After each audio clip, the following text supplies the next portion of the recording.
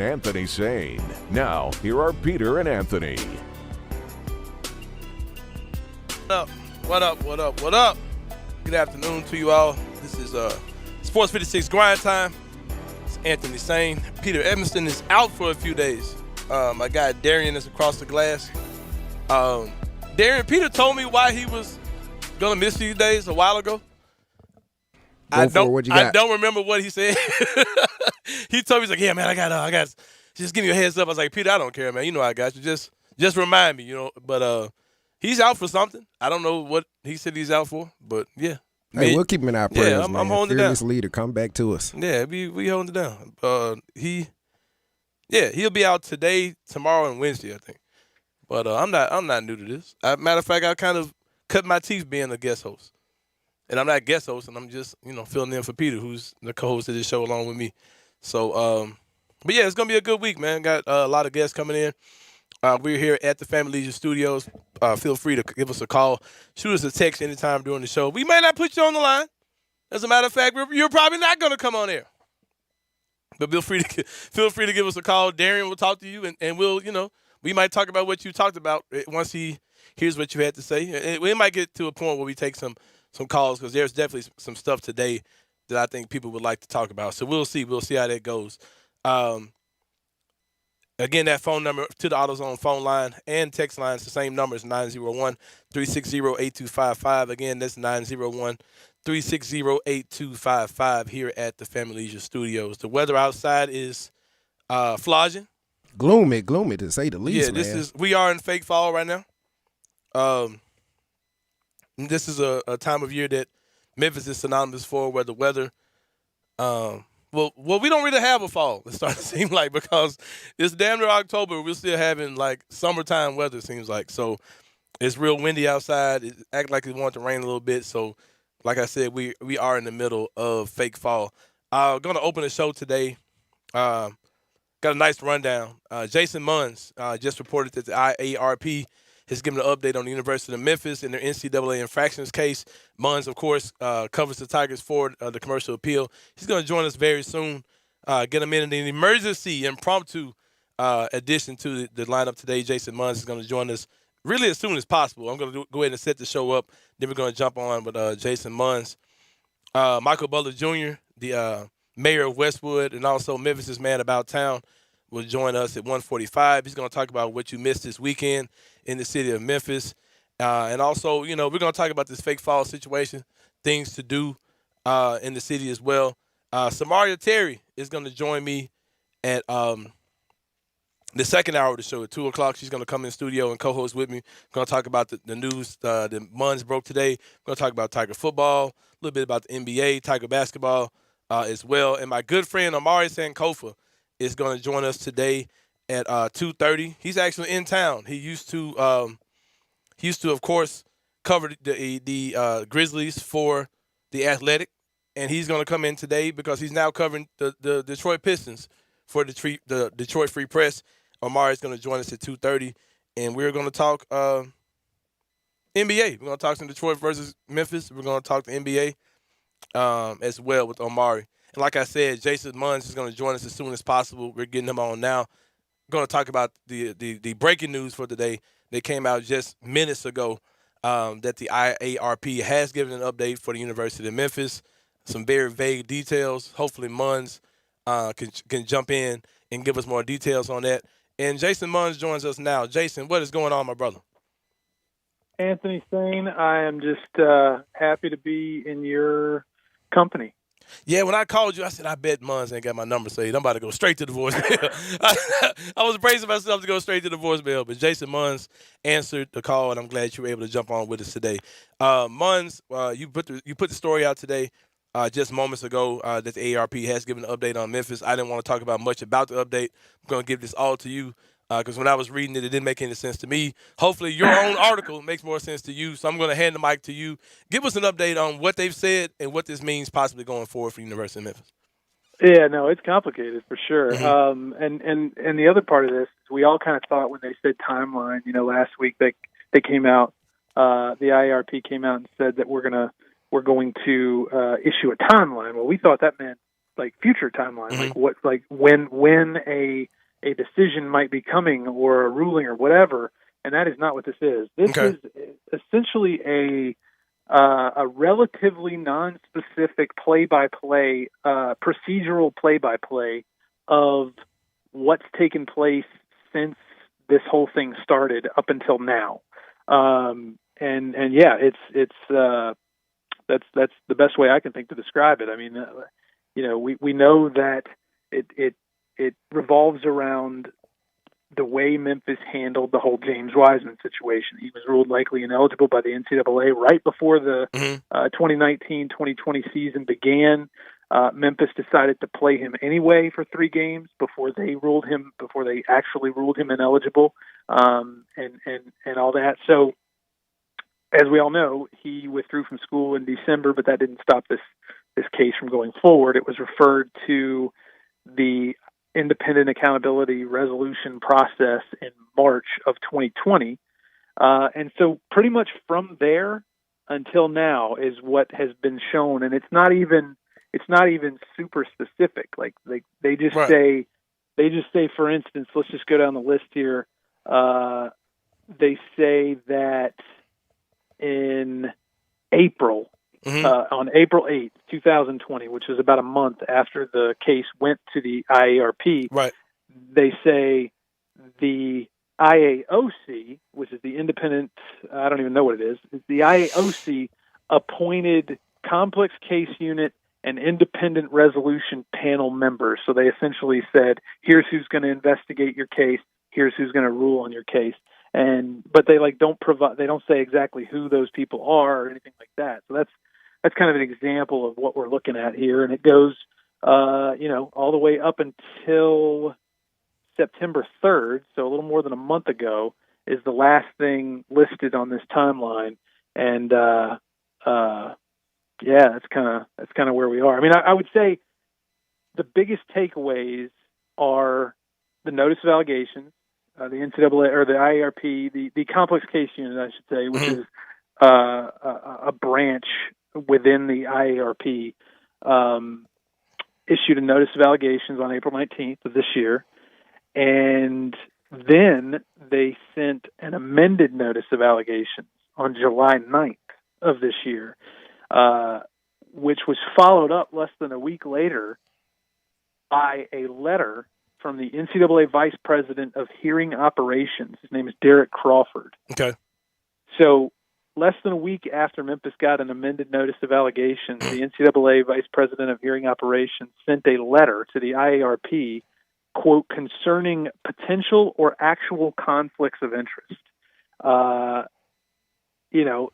all it says. You said the school sent this to them? No, an NCAA official sent that to the IARP. Okay, all right. Yeah, so that's a pretty juicy little wrinkle in this whole thing is that somebody, an objective, well, maybe not an objective observer, but somebody that is sort of part of this whole process has at least raised concerns about a potential or actual conflict of interest. It doesn't say on which side, whether it's on the IARP side or the Memphis side, but I thought that was interesting. There's been quite a few requests for extensions by Memphis, 6 requests for extensions. As a matter of fact, 4 of them were made by the school, 2 of them were made by Penny himself. And in some cases they were granted. In other cases, it just says here that request was responded to. Right. I would say the last note that is of pretty big significance came on August 27th, so about 6 weeks ago. Right. Memphis submitted a request for reconsideration. Don't know exactly what they asked the IARP to reconsider, but they have. It could very well be like their final decision, although I doubt it, because they're not going to. Memphis is going to find out the ruling when everybody else finds out the ruling. You know what I mean? They're not going to. this outside entity is not going to send their ruling to Memphis before it sends it to anybody else. So I think they're probably requesting reconsideration on something. We don't know exactly what that is, but maybe it's an extension request. Maybe it is something else, procedural. It could be minor, could be major, but yeah, it doesn't give us what we thought we were getting, but nonetheless, it does provide some decent insight into this whole thing. A lot of what you're saying is still kind of going over my head, but it sounds like what you're saying is that Memphis hasn't been in the blind. They've been updated along the way as this IARP report has been, as this investigation has been going on. Like they've been. I think. Go ahead.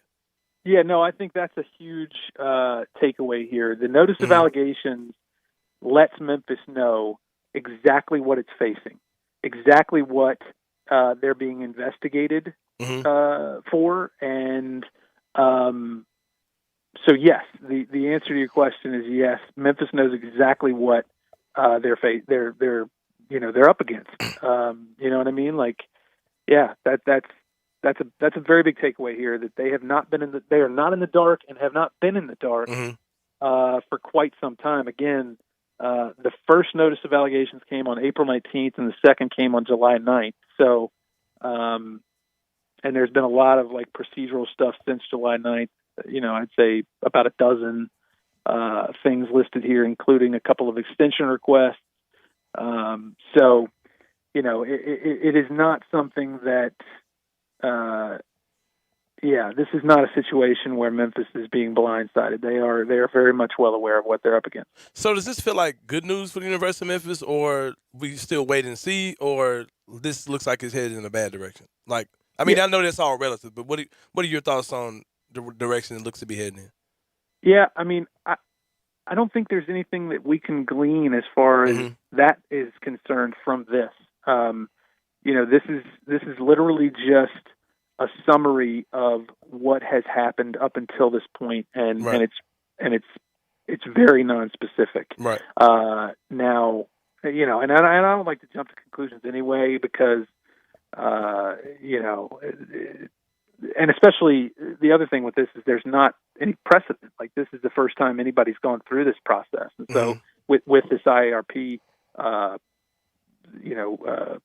outfit here. So I honestly couldn't say whether it's good, whether it's bad, whether it's neither. I still think that there is a chance that, I mean, to me, what it says is there are allegations. Like the NCAA is, and the complex case unit is alleging Memphis of breaking its rules. We don't know which specifically ones they are. We do know it all started with James Wiseman and them playing him for 3 games when he had been ruled ineligible. That's how it started. Could they have uncovered some other stuff throughout the course of this thing? It's possible, but maybe not. So I think we're still sort of, relatively in the dark. It's just this stuff today is at least, it gives us something. You know what I mean? Before we were completely in the dark. We didn't know how they were leaning. So tell me if I'm jumping the gun. But it feels like they're saying that Memphis is guilty of something. Like, they're saying that you are guilty as charged. Now it's time for us to decide what the verdict is going to be, what that decision is going to be, how you're going to be dealt with. And that seems like something that's getting kicked down the road a little bit. Is that how you interpret this as well? Yeah, I mean, that's what typically when you get a notice of allegations, that's pretty much the indicator that you've officially done something wrong. And we knew that when they were playing Wiseman in the beginning, so they're not innocent of anything. So yeah, for sure. Right. And at this stage, we kind of just need to accept the fact that Memphis did something wrong, and there's going to be some sort of I would think there's going to be some sort of penalty. It's just a matter of, did they find anything else throughout the course of this investigation that they feel like Memphis needs to be punished for, or not? And it's really, at this point, it's going to be, the biggest question is going to be when they, when they issue a ruling, and then how severe are the penalties. Right. Also, kind of jumping ahead or kind of making assumptions, and you tell me if I'm off. In the midst of all this, in the midst of University of Memphis being informed by the NCAA, being informed by the IARP, and probably the AARP for Coach Brown as well. But right. I had to get somebody to break it down for him. But no, being informed by those bodies, those entities, while still also putting together the number one class in the country. You know what I mean? It seems like Penny either felt like he was hearing something to make them feel like, well, this will be fine. This won't affect these guys. Or, you know what I mean? Like, he still, like, these kids probably were worried as well. So it seems like Penny was able to tell them something unless he's just capping. You know what I mean? Or what do you think do you think he knew, like, do you think he had a good feeling like he had a true good feeling to stand on, or he kind of just was like, well, we're just going to make this happen regardless and we'll deal with this, if it comes? What do you think? Penny is a very good communicator. Mm-hmm. We know this about Penny. He's an excellent recruiter. That helps make him an excellent recruiter. And so yeah, like his ability to get the number one recruiting class in the country, despite this hovering over right, and their he head. knew it. Like he wasn't lost. He wasn't blind to anything. He was getting, like you said, constant updates throughout the whole time. Well, he got the amended notice of allegations a month before he got, or I guess about 3 weeks before he got Jalen Duren, exactly. And about 6 weeks before he got Amani Bates.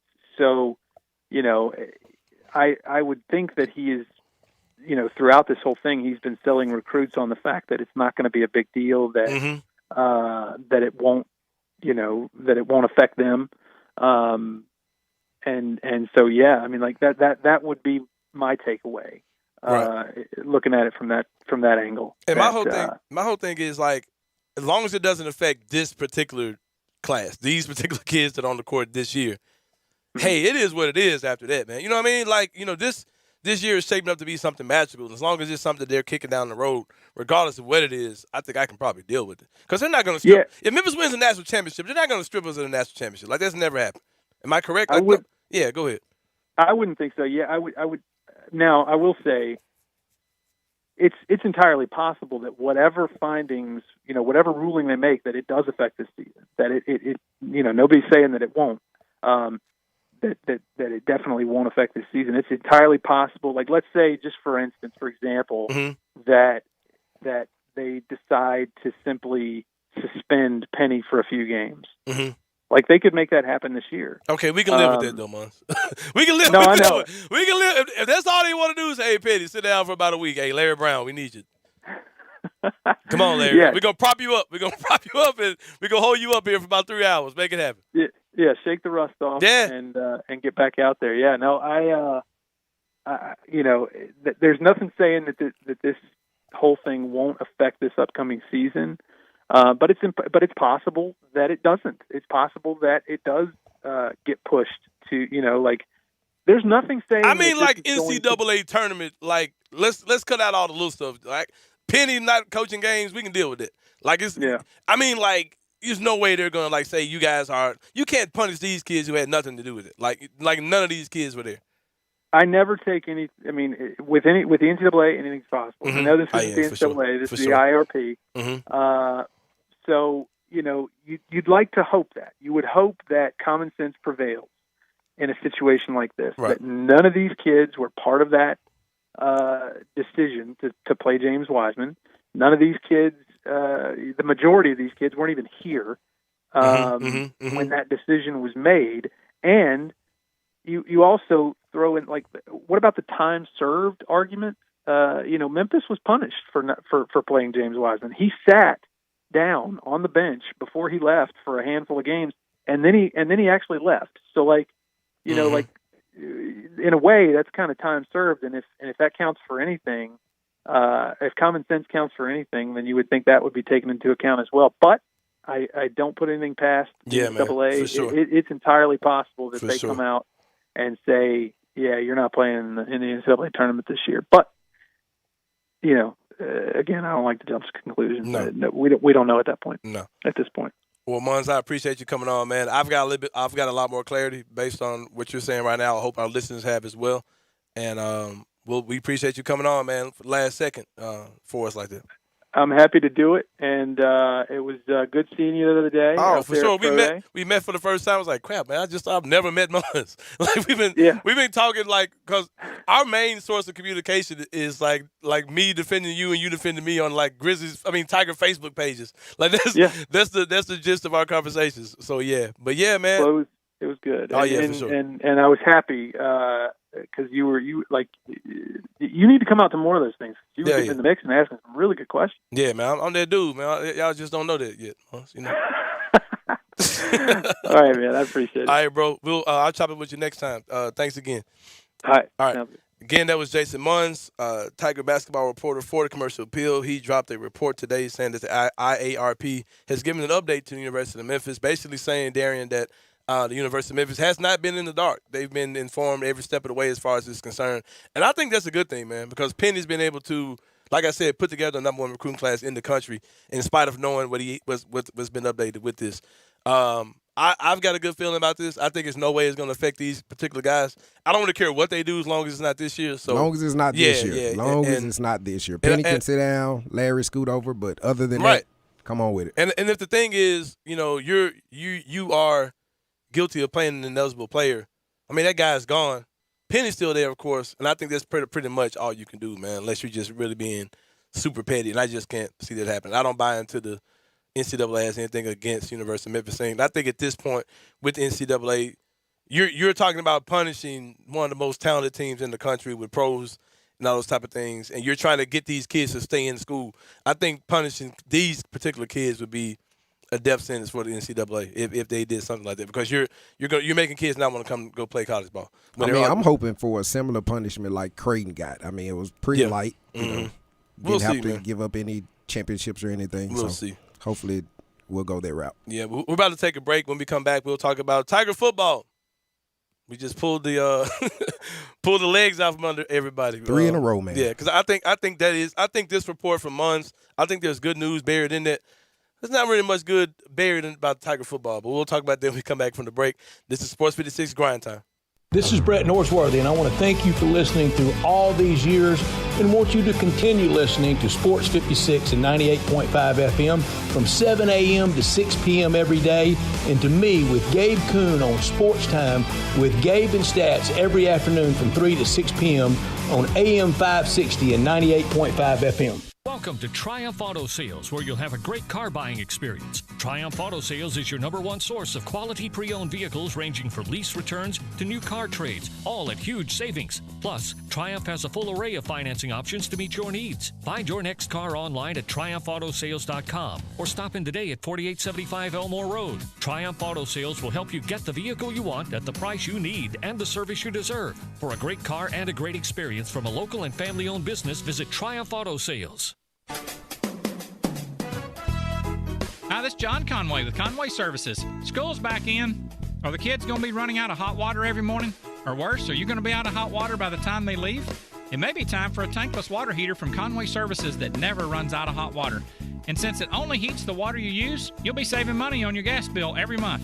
At Conway Services, we're making now the perfect time to replace that old energy-guzzling tanked water heater with 12 months to pay, interest-free. Or I'll give you $250 for that old tanked water heater. See why I say now's the perfect time? And no more worrying about that tank bursting in your attic either.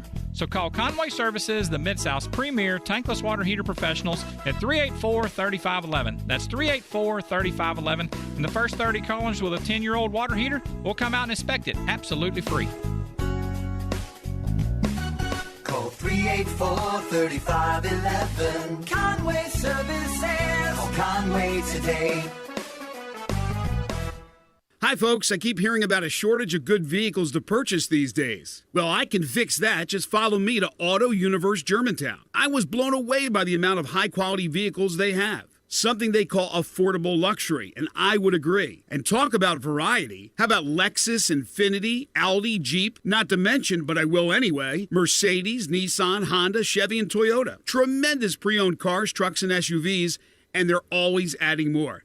Hey, I know this family. They have everything we want under one roof. No haggle, affordable pricing, simplified financing, top service technicians, even collision repair. Remember the old Mazda location in Germantown? That's where they're located, 7300 Winchester, and online at eautouniverse.com. So take it from me, if you want to avoid the new car price but still want a luxury, slightly loved vehicle, head on over to Auto Universe Germantown. Would I steer you wrong? Get it? At Auto Universe Germantown, only the best make it here. What will you do if there's a sudden food shortage? Given recent headlines, it seems likely, and at any moment.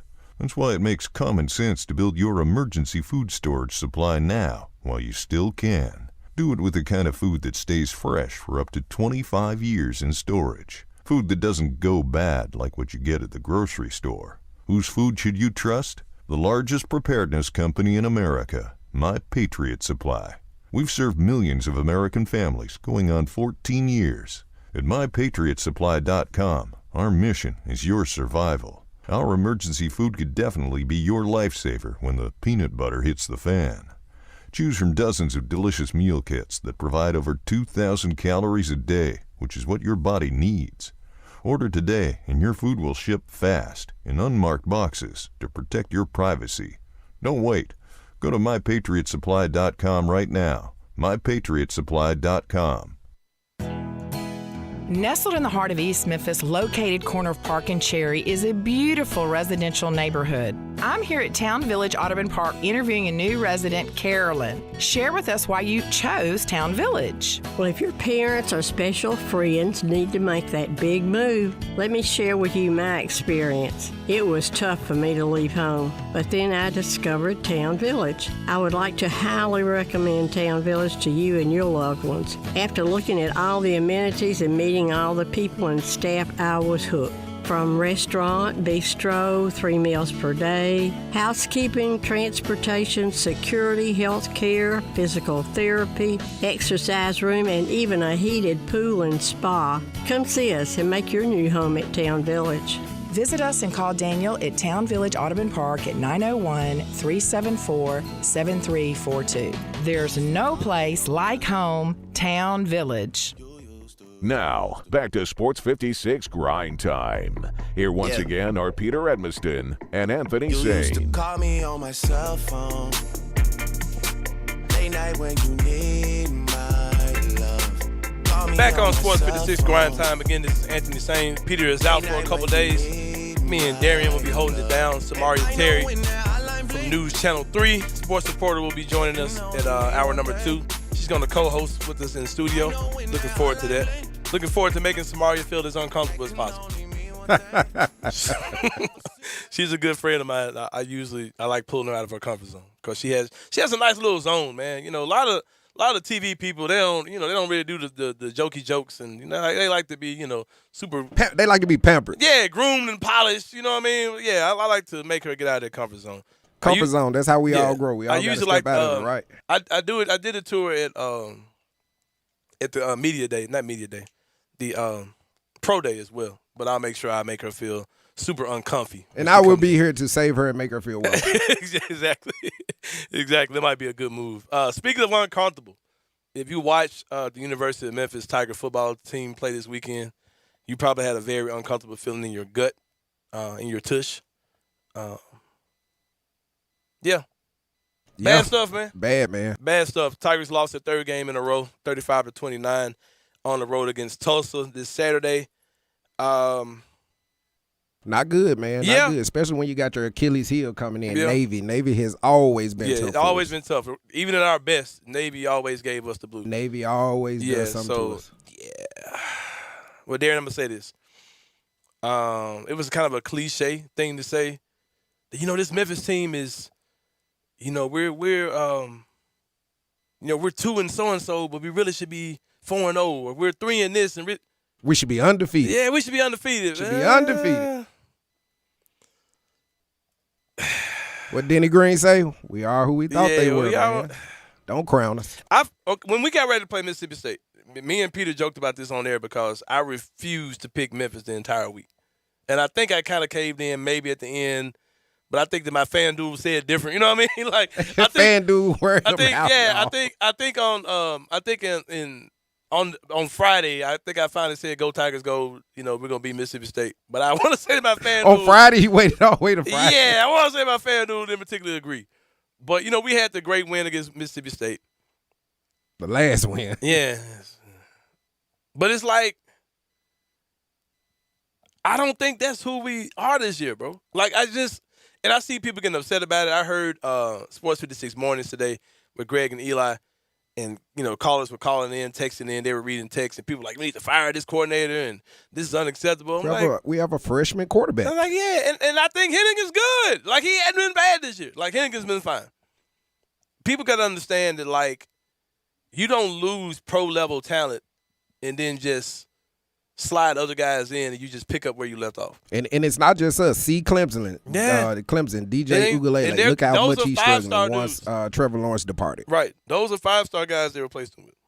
Yep, that's a 5-star guy they replaced him, and look at what they're doing. We're not the type of team. We're not Alabama, man. You just can't, like, expect to be Alabama, we not even the MTSU. You can't expect to win 9, 10, 11 games a season. The run that Memphis went on was incredible. What you're seeing right now is really what happens. That's what college football looks like. Your program's not going to just dominate people. Gabe Kuhn ain't walking through that door. Nah, Gabe Kuhn ain't walking through the door, man. What position did Gabe play? O-line. Offensive lineman. That's what I thought, yeah. And Memphis is having O-line troubles this year for sure. People are knocking the defense. Memphis' defense has been bad for a while. And it's been covered up because their offense was insanely good. Good quarterbacks and great running backs. Yeah, they've been able to score 40, 50 points in the game. You're not beating anybody if all you're scoring is 29, and your defense can't stop anybody. Because sooner or later, I mean, you just can't give up those numbers. You just can't. Because those short time of possession offensive stances used to end with a touchdown. You know what I mean? And now they're not. Those quick offensive stances are 3 and outs. You know what I mean? So you're keeping a defense on the field that really isn't that good. They're playing a 3-4 defensive scheme, which isn't the sexiest thing they could be doing probably. But they just kind of are what they are, man. Like I'll say that I am a Tiger football fan. I root for their root for their existence. I root for them to exist. Yeah, I root for them to stay relevant. Man. Yeah, stay relevant, stay good, whatever. But I see a lot of people's takes that are like insane. Like, we should have got this coach, or we could no. Like, so, Mr. Zane, got a quick question for you. With or without a win against Navy, if we win against Navy, I think that'll give us our third. We're going win, to lose against Navy. And if we lose, that'll be our fourth loss. Yeah, we'll be 3-4. Win or lose, do we get to a bowl game? I don't think we get into a bowl game at all. Period. If they win against Navy, maybe, because maybe that means that you're doing something to turn your season around. Like, you may have made some type of change, some type of small tweaking to your strategy, your game plan that may be better for the season. Guys might have just gotten it. Hennigan might turn a corner. But I just don't see us beat Navy, man. Like, I've seen the best Tiger teams lose to Navy. You know what I mean? The best Tiger teams lose to Navy. And Navy's been doing the same thing all my life. So, running it down your throat. Yes, I don't know, man. Like, I think the bowl thing is out. But it's so strange because in regards to the whole Big 12 situation, everyone's going crazy about the Big 12 thing. And it's like, bro, you can't. It's kind of like when – let me clean this up. Clean it up, baby. It's kind of like when you're sitting at the house and you get the WYD text, Darren. You know what I mean? And you're like, hey, I'm just, kind of – or you're in the bed and you get the WYD text. And she's like, okay, what are you doing? Like, I'm up. I'm just chilling doing me. You know what I'm saying? It's Friday night. But she's like, well, I'm in the area, so, I'm going to come through. I'm going to pull up. If your house nasty, your house is nasty, bro. Like, I'll give y'all breaking news. Like, a man gets superpowers after that WYD text. Like, when somebody says, like, the come through or the pull up is coming, man, you meet them out there in the yard, they like, I can't come in. You turn into Mr. Belvedere. You turn into Martha Stewart. Like, your house is going to be super clean. You're right. But there's only so much you can do, bro. Like, if the girl pops up and she said, well, I'll be there in an hour, but she actually shows up in 15 minutes. If your house ain't clean, your house just ain't clean. And it's like a lot of Memphis fans have this WYD text response to everything they're saying, like, hey, we gotta be tight because, if your house is nasty, bro, there's only so much you can do. Like, and the Big 12 is actually looking smart. I mean, look at Cincinnati. They're not looking half bad for choosing Cincinnati over us. But it's like I understand the frustration. This is the worst time to have a down year. I get that. But you can't get frustrated because there's nothing you can do this season that's going to change this season. If you fire a defensive coordinator, okay, then what? They're only going to get worse. I mean, you're talking about upheaving everything you went through spring practice for, everything you went through training camp for. You're going to say, okay, screw that. We're going to start doing this now. You can't. If you do that in the middle of the season, it's not going to have the result. It's not a video game. You know what I mean? Not at all. They'll tank. Just to be honest, they'll go worse than what they have been. Man, I get it. I get what everybody's saying. Coaching. But I'm like, okay, so what's the answer? I was watching a hilarious Facebook feed where a guy was talking about hiring Deion Sanders. And it was just kind of a microcosm of how a lot of delusional fans can think. Was it to Memphis? He was saying that Memphis needs to, pull out the checkbook and go hire Deion Sanders. Deion wouldn't take it. I'm like, bro. In Deion's opinion, Memphis is probably a SWAC team as well. Right. And opposed to your offers, unless your offer includes the Florida State job, like there's nothing Memphis can offer him that's going to get. I mean, why would he? Like yes, the University of Memphis job is a better job than Jackson State, but he's not going to leave that starter job for another a semi-starter job. This is a starter job. Like you can get mad at whoever you want to. Go look at history. Tell me who we hired away from another school. Who? Every successful coach we've had in this last 7, 8, 9, 10-year run of coaching has been guys who were first-time head coaches that were assistant coaches somewhere. Assistants that were coming off a hot job. Right. And people say, well, we hired Ryan Silverfield internally. Was Memphis not a hot job? And he got, we were talking about it last week, and I wanted to chime in, but the reason he got it, I think you were speaking on it, he jumped into the recruiting trail so accurately. He jumped in and he was getting every guy that he wanted. They weren't 5 and 4 stars, but he hit the recruiting trail and that won the Tiger fans over. Right. Yeah, and I get that. I understand people's frustration. Radar Superstar texted in on the AutoZone phone line 901-360-8255. Radar Superstar chimed in and he says, you don't change your expectations because your coach stinks. You're losing to the bottom feeders of the AAC. The coach is horrible. There was a noticeable talent discrepancy between Memphis and Tulsa. All I'm saying, Radar Superstar, all I'm saying, fans who are mad at me for what I'm saying, for not being as mad as you guys are. Yep, you're going to get another letter, buddy. Exactly. Shout out to the lady who sent me the first one. But all I'm saying is this. Maybe Memphis isn't that far away from these teams that y'all are acting like we're so much better than, that we shouldn't be losing to. Do I see coaching issues? Yes, I do. I see some of the similar coaching issues you guys do. Do I think that Ryan Silverfield is the best assistant coach they could have brought in? No. Do I think they went kind of lazy with Ryan Silverfield in the coaching hire? Sure. But it's just like our expectation level. Like it's like we got all this wrapped into the Big 12. The Big 12 knows our history. They know what Memphis has been over the last few years. You know what I mean? If you're getting into the Big 12, you're getting in off of the past.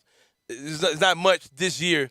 I might be dead wrong. I just don't think the Big 12 is going to make their decision. Well, Memphis, we're on the way. We just shot you the WYD text. We're on the way, Memphis. Like, I don't think this is based on, like, I think it's like we're putting all the marbles into this season. It's like, bro, if your house ain't right, it just ain't right. And it starts with football because, someone made the point that if it was about basketball, the Kansases of the world, they would not have been left out of the SEC. But it's all about football. And it's like, I got a personal text, and my friend is saying that, Jackson State, he probably makes like $400K, and at the Memphis job, he would probably make around $2 million. I get that.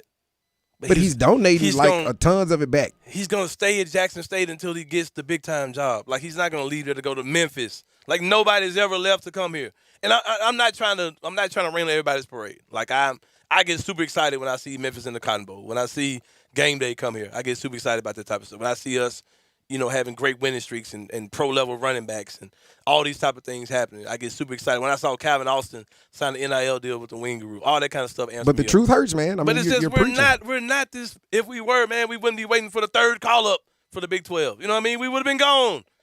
And there's not much we can offer Coach Prime. He's probably eating barbecue and going to family reunions down there. That's all we're going to offer him up here. Now, if you want to go get Hugh Freeze, I think that's realistic. If LSU fires Orgeron, I can see it. I would even think Orgeron would think his drawers were a little too big for us at this moment. He's a national championship winning coach. Oh, yeah, for sure. For sure. For him to come to Memphis, if he runs this tape back, he's going to ask himself, isn't that a startup job? Yeah, for sure.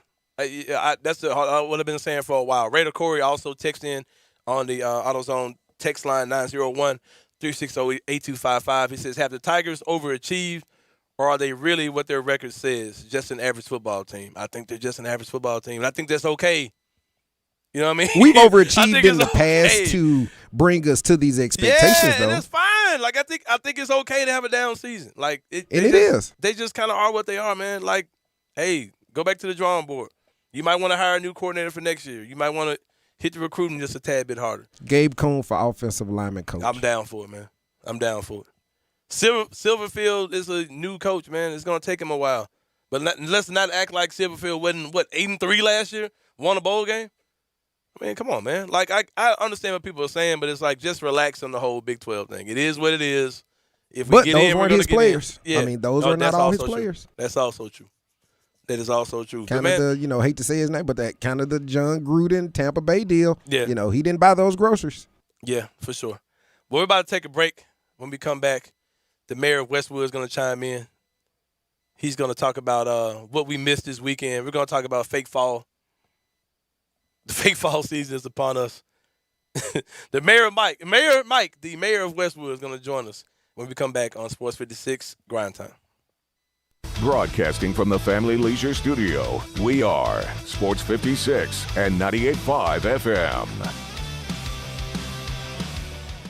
The Relax at Home sale's going on now at Family Leisure. Enjoy a game of pool. How about shuffleboard with friends and family? Relieving aching muscles with full body massage chairs. They're the coolest. Chill out and watch a movie. Or the big game in style with the new theater seating. Also on sale, we got spas and saunas and patio furniture. It's the Family Leisure Relax at Home sale. Going on now, I-40 and Wynn Road, Family Leisure. Where family and fun come together. The original hot dog factory and Spice Wing, located at 4265 Hex Cross Road near 385. The menu offers a variety of all beef hot dogs with over 20 choices. Try some of the best-selling favorites like the bacon wrap Memphis dog and even sausages like street Polish, Italian, or Jamaican jerk chicken. Open 7 days a week, Monday through Saturday, 11 till 10, and Sunday, 11 to 8. Catering and event hosting is available. Have your next meeting or family gathering at the original hot dog factory. Now hiring team members. Apply in person. The original hot dog factory and Spice Wing. Hi, this is Lauren Choate with Choate's Air Conditioning, Heating, and Plumbing. Fall is in the air, and so are Choate's Early Bird Specials. Right now, receive $1,000 off the purchase of a new Carrier gas furnace. Carrier furnaces come with some of the best warranties in the industry, and Choate's has been professionally installing them for over 60 years. As a Carrier factory authorized dealer, Choate's also offers competitive financing solutions for you and your family. If your heating system is in good shape, make sure you take advantage of Choate's Early Bird Tune-Up Special for $60. This tune-up is an in-depth 20-point inspection to make sure your furnace is ready for the winter season ahead. So call 347-8086 to schedule your Early Bird Special today.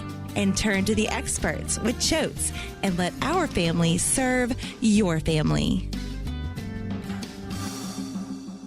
Saturday, October 16th, Landers Center South Haven welcomes Summer Jam, benefiting John 316 Ministries, featuring Grammy Award-winning Christian singer-songwriter Crowder.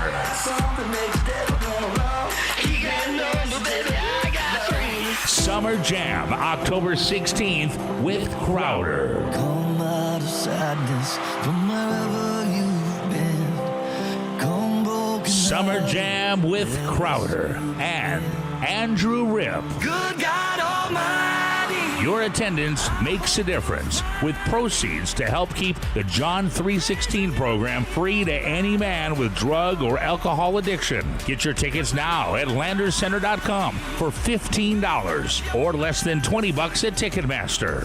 Summer Jam at Landers Center, October 16th, with Grammy Award-winning Christian singer-songwriter Crowder.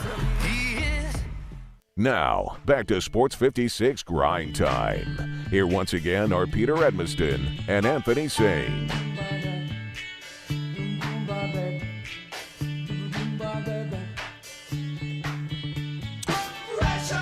back on Sports 56 Grind Time. Still trying to get used to the name Grind Time, man. It's mornings for over a year with me, so still trying to get used to that. I'm getting a lot of people that are giving me mixed reviews on the promotional image that I created over the weekend for the show. Have you seen the Absolutely. The avatars? Yeah. No. I made one over the weekend. It used to be the emojis. So I made one. I was like, okay, let me make something that's a little bit more flattering. It looks like that's on. Are they the two pictures on the podcast? Yes. Oh yeah, absolutely. I said, well, I called them avatars, but absolutely, those little cartoon deals. I absolutely but love. You seen look the just like you and Peter. No. I made one over the weekend. So you haven't seen it. So well, yeah, if that's the case, nope. I'm about to put it to the glass. Hold on, about to put it to the glass. Yeah, I saw that one this morning. Okay, yeah. So I'm getting mixed reviews because they saying Peter way too sexy. No, I got people saying Peter was a little sexy on that joint. I got the black delegation telling me, Peter was a little bit too sexy on that joint. I got people saying that my face looking super fat on that joint. So I got that. I got somebody telling me that I'm looking sexy and thick. Like I'm not trying to go for the thick, but I'll take the sexy, But it's all good, man. I hope you guys like that new promo image that I threw out over the weekend. You need to put a poll up. But yeah, I got some let me find out about Peter, Peter, whatever. But I've got the mayor of Westwood and probably the most in tune person in the city of Memphis as far as what's going on, what's to do. He gives you great date advice on nice places to go, great places to eat in the city of Memphis, hangouts, stuff to do with your kids, your family, your lady. This is Michael Butler Jr. and he joins us now. Mike, what's going on, bro? What up, bro? What up? How you doing, man? Man, I'm good, man. I talked to you earlier. You said you didn't see the fight. I heard about it. Yeah, it was one of the greatest. It's one of the best fights I've been watching boxing for a while, and it was one of the best fights that I've seen in a minute. Because I've watched YouTubers, I've watched the major names, I watched guys running from people, I watched guys who want to fight other people, and it was an amazing fight. But you told me that you didn't see that. But so what did you get into this weekend, Mike? We always trust you to see what we missed because you're the man about town in the city of Memphis. So what did us Memphis citizens miss that you were a part of this weekend? Well, going back to the fight, man, like I love boxing. Boxing is my love, man. I'm not a real big MMA guy. It's a little too brutal for me. It's barbaric. Boxing is a little classy. Man, the reason I didn't watch it, man, is like, bruh, it's the third time, dog. Like, let it go, man. At this point, you gotta let it go, man, for sure. You can't beat them. You just can't beat them. Keep it moving, and that's okay, It's okay. It's okay. I mean, of course, you hear all the people talking about, the white dude beat the black man. Yeah. Hey, that man at some point, it is point, you got to stop getting beat up by this white dude. You got to let it go, dog. You got to let it go. For sure, for sure. But this over the weekend, man. So, man, I went to one of my favorite festivals that Memphis has, man, and hands down, it's literally like it's near and dear to me, man. I went to Greek Fest, man. Oh, that's already came and went. Man, it was over the weekend, bro. Oh, man, it was beautiful, man. Greek Fest is literally my favorite festival in Memphis, man. It's really for two things, man. The lemon chicken and the baklava, bro. Like, it's like next level, bro. Like, I literally go just for the food, man. And I think everybody else do. Just come for the food. Oh, man. It's just amazing, bro. Like, I swear to God, it is my favorite festival in Memphis. And I tried to end up going to the Cooper Young Brew Fest, but I didn't make it over there in time. So there was that. But I did end up shooting a mini documentary for 8 Ball. It was his birthday. Really? Saturday. Okay. Yeah, his birthday was Saturday, so we were shooting this mini little documentary of his birthday party in the most ratchet club of all time, man. Which club? Oh my God. Man, I don't even know if it's a club. I don't know what it is. It said it was a cafe. It said it was a studio. It said it was a club. I don't know what it was, bro. It was all three. It was in South Memphis, man. Shout out to SPV. Yeah. Bro, it was called K3 Studio Cafe Bar and Grill and Club. Like, that's literally the name. Well, in Memphis, especially if you're black and you own a restaurant, 9 times out of 10 that just doubles as a club. Like, that's just kind of the it's just kind of. Have you been to a restaurant that doubles as a club but also triples as a music studio? Bro, it was a recording studio in that joint too, man. I've not seen that, but I have seen a restaurant that doubled as a daycare and a beauty shop. Have you ever seen that? What? Nah, man. I need to go to this gym real quick. Well, Mike, man. I talked earlier about how we're in what Memphis calls fake fall, where fall kind of gives you a pump, fake. That's what you were talking about. Got it. Okay. Yeah, I'm with it. Go ahead. Go for it. The weather kind of gives you a pump fake to make you think it's autumn, makes you think it's fall, but it's summer like a mug outside still. It's super hot. Oh, it's summer, bro. Right. It's still summer, man. We don't get no real fall in Memphis, bro. It don't happen. There were two classy events that I meant to talk to you about last week, but we got on something else that I didn't. I've never attended. My thoughts on one of them at first was this was the silliest thing I've ever heard of. But as I've grown and matured and I've started valuing my friendships, male and female, I'm kind of down with it. And the one I'm talking about is Dinner and Blanc. I want to say this is maybe 2 weeks ago. What are your thoughts on? Tell us what Dinner and Blanc is and your thoughts on it, and if it's your thing or not. Because I think here's my thing. I just can't do the all white. That's really my main thing. I don't like when nobody tell me what I can and can't wear. Yeah, exactly. I don't like that. Yeah. I don't like all. I don't like wearing all one color because it's just weird to me. So I don't do the all blacks, all white, or whatever. I don't do those kind of parties, man. Shout out to Curtis, but I don't do that kind of stuff. But as far as Dinner and Blanc, this is my thing on it, man. Like, you gotta tell us what it is first. I don't think everyone may know. Okay. So Dinner and Blanc started in Paris. It started as a French thing where it was like a group of friends would get together for a picnic, but it was at a super secret location that you got the day of. Right. But the thing is, at this picnic, you brought all your finest stuff to the picnic. So it was really about your picnic setup or whatever. So everybody had it's basically like this little, it's a kind of come and see me type of event, where your setup is extravagant for a picnic, but everyone's dressing all white and it's supposed to be super classy and upscale. All right, so this is the Memphis version of that. But you're leaving out a key element that you've got to bring your own tables, tablecloths. Yeah, I'm getting there. Okay, that's what I'm getting. All right. So the thing about it, the Memphis version is basically based around the same thing. But you do have to bring everything. They don't supply you with anything but a location, other than the location, right? And a way to get to the location, because you got to meet at a central location. You get on a bus, then they take you to the secret location. Oh, right? So you don't even know where you're going until you get there. No, you don't know where you're going until you get there. Okay. That's pretty dope. You only get the info of where the bus is going to pick you up at, right? So you got to bring all your stuff. On the bus with you.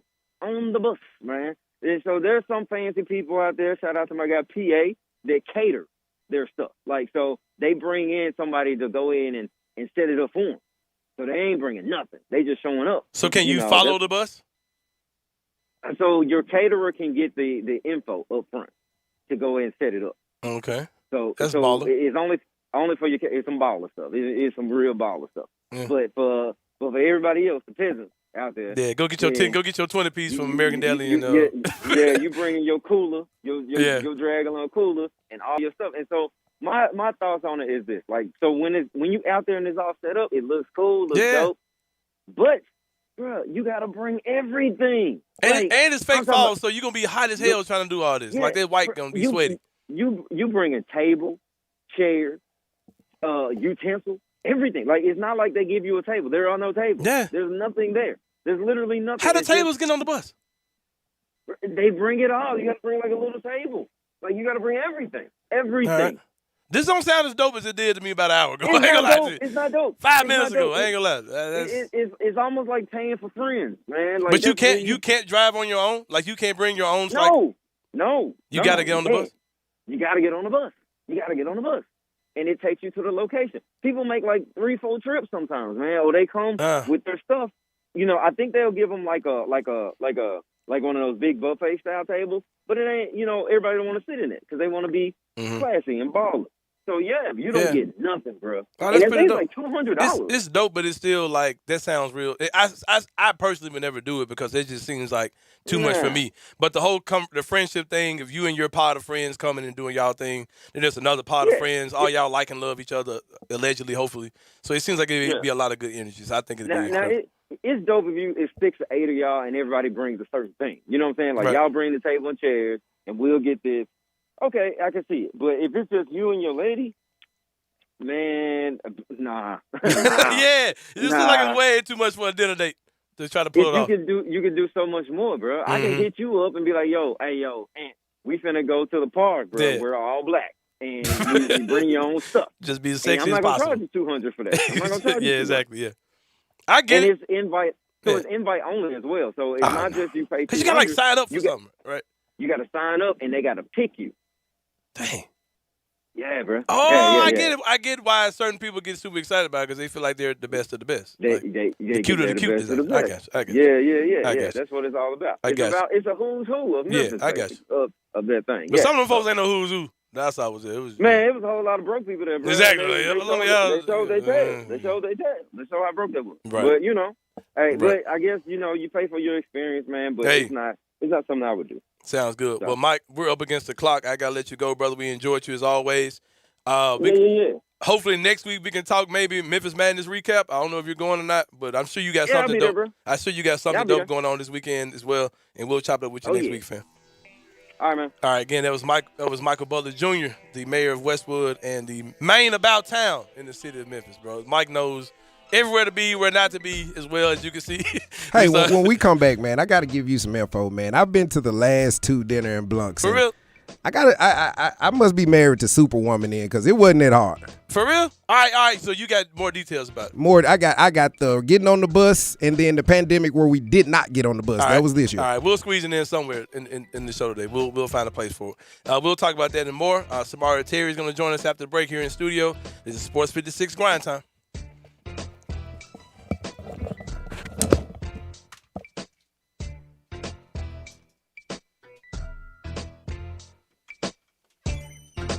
I know I say this every year, but fall is the best time for Central Barbecue. You do say that every year. But it's true. You say that too. I do not. You say fall is the perfect time of year for Central Barbecue. Nothing goes better with baseball in the NBA than Central Barbecue. And then you get all defensive when I point it out. I do not. I don't say those things every year. You don't know everything. Oh, and you'll also point out the smell, the slow-cooked Memphis-style barbecue is the smell of autumn. Well, it is. I know it is. And I know you'll try to squeeze in one more mention of Central Barbecue. Central Barbecue. See? You think you're so smart.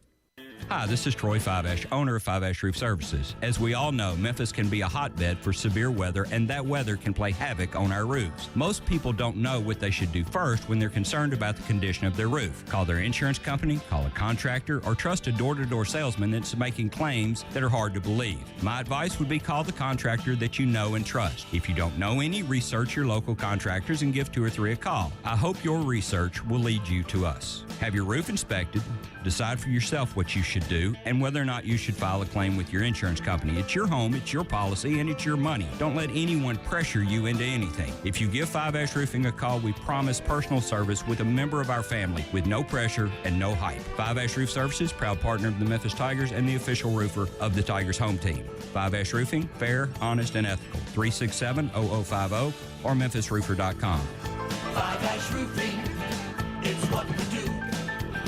We're here for you. So as you guys know, Mark's gone. The float artist at Fred's Floral just took off, days before the parade. They need a replacement before business passes them by. And who am I going to get to finish the float? Indeed can help them hire great people fast. I need Indeed. Indeed you do. With Indeed Instant Match, we immediately show you quality candidates whose resumes on Indeed meet your sponsored job description. Visit Indeed.com/credit and get $75 towards your first sponsored job. Terms and conditions apply. It's hot outside and your air conditioner just quit. Quick, who do you call? Automatic Air Conditioning, Heating, and Plumbing, of course, with 24-hour emergency service available. Automatic understands your house is unique, so they work fast to find the right solution for your family's comfort and budget needs. And with financing available and payments as low as $75 a month, it's never been easier to make your home comfortable. Call 363-4636 or go online to itsautomatic.com. Turn to the experts at Automatic Air Conditioning, Heating, and Plumbing. We are Sports 56 WHBQ Memphis and W253DF Memphis, Flynn Broadcasting Stations. Now, back to Sports 56 Grind Time. Here once again are Peter Edmiston and Anthony Sane. Rock on. Back on Sports 56 Grind Time, hour number 2. Derry, I know you said you were doing your thing. Dinner in Blanc. No. You say you're doing your thing with the playlist. Is Oh, there yeah, any rhyme absolutely. and reason to it, or you just kind of going off what you feel? Man, no rhyme or reason. I always want to be a DJ, dude. Like I tell you, Hey, I'm bro, I living see the that. absolute dream. I have kind of noticed that you're kind of living the dream on the little DJ thing. I kind of get into it. I be in my own world. Yeah, I ain't mad at you, bro. Playing out Rick Rolls and all that good stuff. So you said that you've been to Dinner and Blanc. Man, while Dinner Samari and Blunt Terry, is I guess, awesome. is I getting their mean, mic together. he's correct. Yeah. Shout out to Mike. I mean, he's correct as It's too far as loud. the headache portion. But like I said, I must be married to Superwoman because this year was the easiest. 2 years, and I'll be quick. 2 years ago, you get on the bus, how you get your tables and all that good stuff. It's the big Greyhound kind of bus. You know, you put everything underneath. We had a wagon, so she packed everything up, put it in a wagon. You get to your secret location, which was near the MLG and W 2 years ago. But this year we were at WC Handy Park on a Saturday, so I was kind of nervous about a Saturday. Yeah. WC Handy Park, but got the wagon. So you everything literally was found out where tidied you were up in going there. as It was all good. as you pulled up. You knew where it was. Oh yeah, absolutely. I mean, she did it excellent. And then our food. The wife went to Roost Chris. We had everything packaged up. We had friends and family there. But I mean, overall, it was good. I mean, it's a headache getting it a little bit there, but that's where if you have experience, you get you a wagon, baby. So you don't have to take a bus. You can drive your own vehicle there. Well, this year we didn't go to a bus. I think it had something to do with the pandemic. Didn't want all those folk on the them on top of each bus. other. So we actually met at my old restaurant, The Pocket. So we met downtown at The Pocket, maybe 5-minute walk to WC Handy Park, broke out those tables, and had a ball. Can you give me a pocket membership? I am The Pocket, baby. What? Oh, I'm in there. It's over. Samara, you can't get one. I'm completely lost at what y'all talking about. I'm sorry. We were talking about Dinner and Blanc. we were talking about Dinner and Blanc. Oh, I've heard about that. Yeah.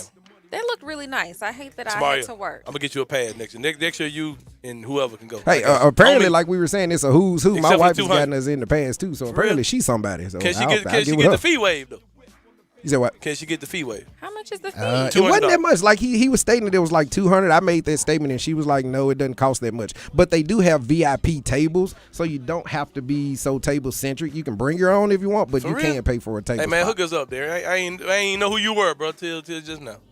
In there, baby, like swimwear. But someone who I do know who they are is my good friend Samara Terry, who's sitting across the table from me. Hello. We have our computer set up like we're playing Battleship as we look across the table from each other. Samara, what is going on? Life, man. It's good. It's good. Life is always good. Samara, you of course. But thanks for the positivity. Oh yeah, I don't really know how to be negative. Someone told me that there are 24 hours in a day, and you're probably asleep for 8 of them. So how is there possibly a bad day when you spend 8 of those hours asleep? I was like, yeah, that's a good one. Right. Thank you. Okay. All right. Yeah, sure. You can't have no bad days. It's too many. It's 24 hours in a day. There's a lot of time to say it's bad. It is time. It's a lot of time, yeah. No, a lot of times we call 15 minutes worth of stuff bad. You know what I mean? You're right. You're right. So yeah. But Samaria joins us, of course. Samaria, we're going to talk about depressing news of the day. Okay. That the IARP. You know what? I got up early this morning. Well, it was early to me. It was like 10:30. I forgot about it. And I was like checking my email, and our photographer sent us. And I was like looking at it, I'm like, this is it? Okay. I mean, it's essentially like just the timeline. We can see where the University of Memphis put out or, sent the IARP request. Penny sent request. The president sent request. Right. And then you can see where they responded back to the request. Send them the hold up text. I mean, hold up. That's basically what Penny did. It's like, I need an extension. Right. Right. Can you please clarify this? I need more clarification on this. So he called the number and hit 0 to speak to a live rep to try to get an extension. Yes. Like or they MLG. sent in some stuff. You're not from here. Have you called MLGNW for an extension yet? No. It's not the easiest process. So you pay your bills on time? Yeah. Oh, don't worry about it. I think it's automatic, actually. For real? You got it like that? Oh, so your MLGNW bill just comes straight out your account? Yeah, it just tells me. Oh, you got it then. I mean, unless it goes over a certain amount, then it don't. All right, are you aware? I know this isn't sports related. I know they tell us to stick to sports. Okay. Are you aware that you have a $200 buffer? $199.99 buffer. What do you mean? What's the buffer? Where as long as your bill is below long as your bill is below $200, they can't cut you off. No, I didn't. And I would die in my grave owing that $200 MLGNW. That's my plan. But anyway, Samari. So after we talked to Jason Munns today, it seemed like this is kind of okay-ish news because I kind of read between the lines. Because if you look at the dates, Penny was aware of these things while he was recruiting the number 1 class in the country. Yeah. So it can't be the biggest deal in the world. It's Penny out here just like, hey, it's all good, but don't even worry about it. But there may be something to worry about. You know what I mean? So Yeah, we don't know the final ruling, but they know pretty much everything there is to know. they know what they're up against. They know that they are pretty much guilty as charged, and now they're waiting game. Like, is that what you took from it as well? No, I don't think that it's that they know that they're guilty. They just know what they're being accused of. But see, I thought they said, like, y'all did this crap. Now y'all just got to wait till we decide what we're going to do. Am I wrong? But you know, there's like a fine line with that. Did Penny know? Like, he was a high school coach at the time. You know, there's a fine line there. It's like he didn't know he was going to be the coach. Like, they can, if they're lawyered up, which I know they are, they can try to. It kind of feels like to me like this is going to be nothing.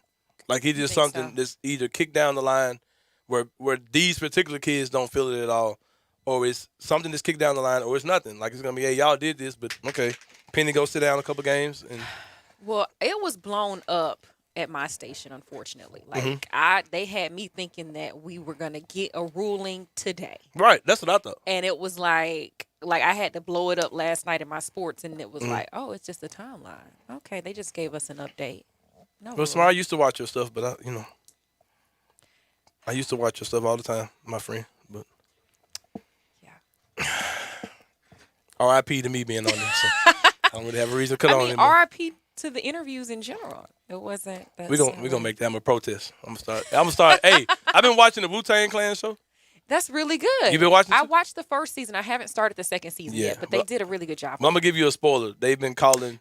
It's just common sense. They were calling the radio stations and playing like they were listeners, requesting their song. Oh. So I'm like, I'm gonna say, hey, yes, do that. Be like, what happened to the interviews? What happened to those interviews? They just come on Sunday at 6:00. No, Sunday at 10. Channel 3. But I do feel like we need that though, because I feel like we're getting. Unfortunately, 5 is doing really good right now because they have Sunday Night Football. Well, no, they have Sunday Night Football, and then after that they have a little news, and then they have the coaches show. You know, Memphis teamed up with 5. I think people want to see me. Like, for I think that yes, yeah, they do. Does my face look fat on my on the promo for the show? Does it look fat at all to you? On the promo? You haven't seen the promo? Hold on. Are you talking about the picture you tweeted? Yes. No, you look yourself. So I look fat. My face is fat in real life. It doesn't look fat. Who said your face was fat? I don't know. I'm getting a lot of. Oh, fan! They're saying they got you looking swole. They're just like, okay I made the graphic. So first of all, that's rude. Hey, it's Memphis. It's Memphis. And said that is really rude. Don't do that. It's Memphis. But speaking of Memphis, speaking of rude, Memphis. Tiger football. What's going on with those rude boys out there? Oh what my are they gosh. Doing? You know, I don't know. Like Silverfield had a really good bite after their loss, or actually, I think it was this past Monday at his press conference. So not this one, but the one before. And he was like, last year we started late. So last year we would get in the game and we wouldn't do anything until the third quarter, and then we'd come back and win. This year they're starting out fast, and then I don't know what in the third quarter they blow up. I don't know what's happening. I don't want to say bench Seth Hennigan. I think that's rude. No. He's been good. But I personally, this is me. I thought that there were other quarterbacks that looked good during Friday night. Right. Because you were there. Because I was there. You go to practice too, right?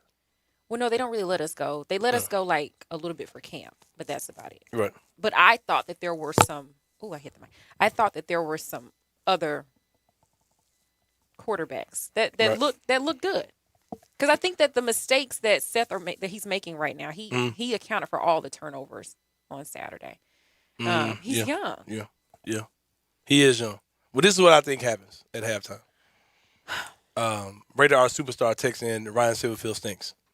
Hey, I don't really argue with that. Who said? It's one of our texts. He texted last time you were on too. How can you see this? I can't see the texts. It's not for you. Okay. All right. Darius just laughing his butt off behind the glass. No, but what I was about to say? Now I got thrown off. Oh, this is what I think happens at the halftime. Yeah. I think that Memphis gets so big, and then you know how they have get complacent. They have the no. You know you have the rally halftime coaches speak. Oh, they don't have that. No, they have it. But I just think what happens is dudes like, okay, these dudes are sorry. Like, are y'all gonna lose to Memphis for real? And I think they just kind of turned it Oh, on. the other team. Yeah, I think they say I think like Memphis is sorry than y'all think they are, and go beat them. And the biggest thing is they're making adjustments. Memphis Yeah, is not. Memphis ain't. That's gonna kill you every time. So you done lost 3 straight for the first time since 2015. How? This is not good. It's not good at all. Oh. Not good at all. Now I saw that you tweeted I like your views from Tiger's Facebook. You saw that? I enjoy those. Because you spent time in that area, right? You covered JSU, right? I did. Okay. But it was before the Dion era. Of course. Yeah, I mean that's a stretch. Getting Deion Sanders to Memphis is a stretch. Now, I don't think he would make a stop between here and wherever his dream job is. Between JSU and wherever his dream job is. I think he's I don't think going to go straight line to wherever his next job is. Now, the it's not problem be is Memphis. going to be, I hate that we're talking about Deion Sanders because we always talk Coach about Prime, excuse me. Oh, Coach Prime. How dare you're you? Watching. And you should know better. Gosh. You covered Jackson State. You should know better. Oh my gosh. I'm sorry. The problem is going to be Norvell's not doing well. So what happens if Norvell leaves? Because Norvell might be gone now. Right. He may be on that Ogeron right now. Mm-hmm. So if he leaves earlier, then what's going to happen to that plan? Deion Sanders is the next coach at Florida State. But he didn't do. I feel like he hasn't accomplished everything he needs to accomplish at Jackson State. You can't lead him like that. He's shown competence, though. You know what I mean? I'm not. Right, but I think this is what y'all got to understand. I don't know if you are HBCU or not. I went to Auburn. Well, so no. Clearly. But I am an ally. You right. would think that right, I you're went an to ally HBCU. for sure. You're an ally for sure. So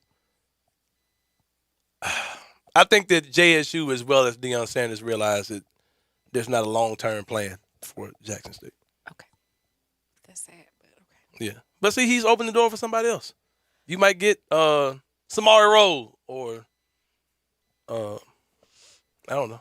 Who else might be next? I don't know. So I'm not gonna knock him. But it's just I think you brought in so many weapons. You brought in this whole coaching staff, and when you leave, everybody's gonna go right. Everybody's gonna go with you. You're that whole coaching staff. Like you're gonna leave them depleted. Well, let me say this. Sad. Let me clean this up. I had to remind myself because it feels kind of podcast-ish, but I'm not on the podcast. It is. You're correct. I almost said the wrong thing.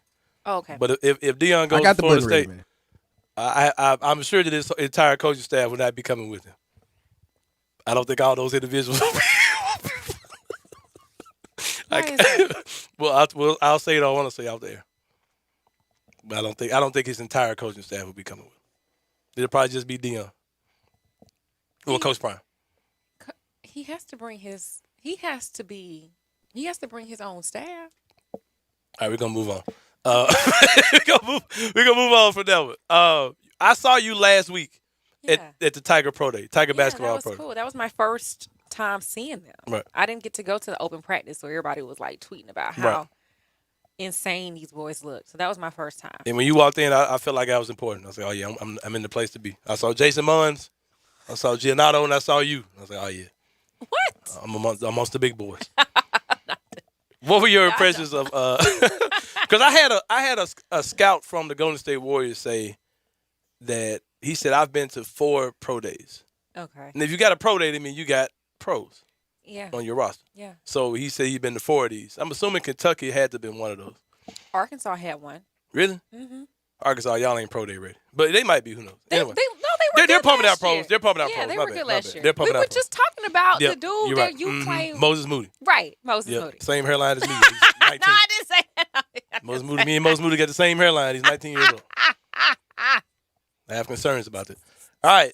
All right. So he said he went to 4 pro days, right? Right. Okay. And then he said that, man, I said, I haven't been to Duke. I haven't been to Oregon. They're up next. Mm-hmm. He said, but this is the best team in the country that I've seen so far. Okay. Yeah. I haven't been to anybody's pro day but Memphis. I haven't watched any other college basketball team. I honestly can't remember who's good from last year, none of that. Right. But that was a pretty incredible looking Tiger basketball team that I saw on the court because they let them. I wasn't expecting the scrimmage at all. They really weren't scrimmaging, but they were like playing 4-on-4 or 5 some type of basketball. Yeah. I was in there hobnobbing more so than anything, so I missed a lot of the actual stuff I probably should have been able to talk about. But I actually saw you paying attention. Yes. While I was texting you, messing with you, it's disturbing you from actually working while I'm in there hobnobbing. So is that a word? Is that right? Hobnobbing? That's the word? What is In that? Mississippi, it is. It's hobnobbing. I mean, did you like rubbing elbows? Oh, running your mouth. Yeah, running your mouth. Okay. Politicking. Yeah. Okay. Over there with Pastor Stephen Brown and them, you know what I'm saying? With the chaplain in them, you know what I'm saying? But yeah, what were your impressions of what you saw out there? No, I mean, I agree. They look good. I think their only issue is there's going to be how quick they can get this chemistry. Mm-hmm. But once it clicks. Right. Because they seem to have, like, I like you energy, but they ain't playing basketball yet. Right. And so I was really worried about that because I was like, okay, you have the guys like Alo, DeAndre been there a year, Landers, Lester been there a while. So you got these guys that are kind of put in the time, you know, coming in, they thinking like, okay, this is us. We finna run this back. And then some of y'all finna run back to that bench. Some of y'all finna run back, come sit up here with me in 108, 208. Okay, I didn't want to say it like that, but, you know, Penny's going to be Penny. He's going to recruit. And now you got number 1 and number 2 player in this class. Right. And some other transfers. Like, I'm sitting up here looking at Steve, and I'm like, okay, tell me who this person is. Oh, that's Earl? Is Steve Johnson not the coolest dude in Memphis media? No, he is. He's great. Like, easy. I thought it was me. I'm just too damn old. I'm just too old. It used to be me. He's great. And he knows everything. I joined too late in the game, man. And he knows everything. He's like, Samari. I'm like, Steven, look, I cover too many sports. I'm just learning the football team. Right. You know, and Steven's like a legit fan, too. So yes, he can tell you. And it's good because that's his beat. So, you know. Right. But I think that's the biggest thing is like, okay, and we asked him about that. We asked him about chemistry because it's like you got these young guys in that are better than the veterans. And Penny said it. Yeah. And this whole team now, like these are the franchise guys now. Mm-hmm. Penny said that these first-year guys look dominant in certain times against guys who've been there for a while. I was like, yee. So that has to be like, that has to leave a chip on some of these guys. So it's like, okay, now I was the starter. I was a star last year, and I may be coming off the bench this year. And we also know Penny don't give a crap about any of that, too. Right. So that's what I'm saying. Like, chemistry, it's like, are y'all – but they've been saying it's like everybody's putting their egos. Alex was like, everybody leaving their egos at the door. So if that's actually true, then I think they'll be great. But I don't know. Now, I'm going to tell you what surprised me. And I say, when I get Samari on here Monday at 2, I'm going to ask her opinion. Okay. I'm also cover the Grizzlies fan, all those type of things. So I'm checking out NBADraft.net to see where they have the Grizzlies picking next year.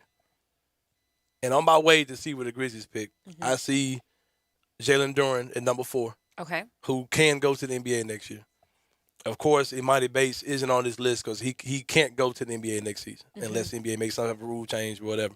So Imani Bates has to spend another year playing something other than the NBA next year. Yeah. All right. So I didn't get too far past Jalen Duren, and I see another University of Memphis Tiger there that was listed to go in the lottery. And it wasn't Earl Timberlake, who people also kind of projected to be a first-round guy.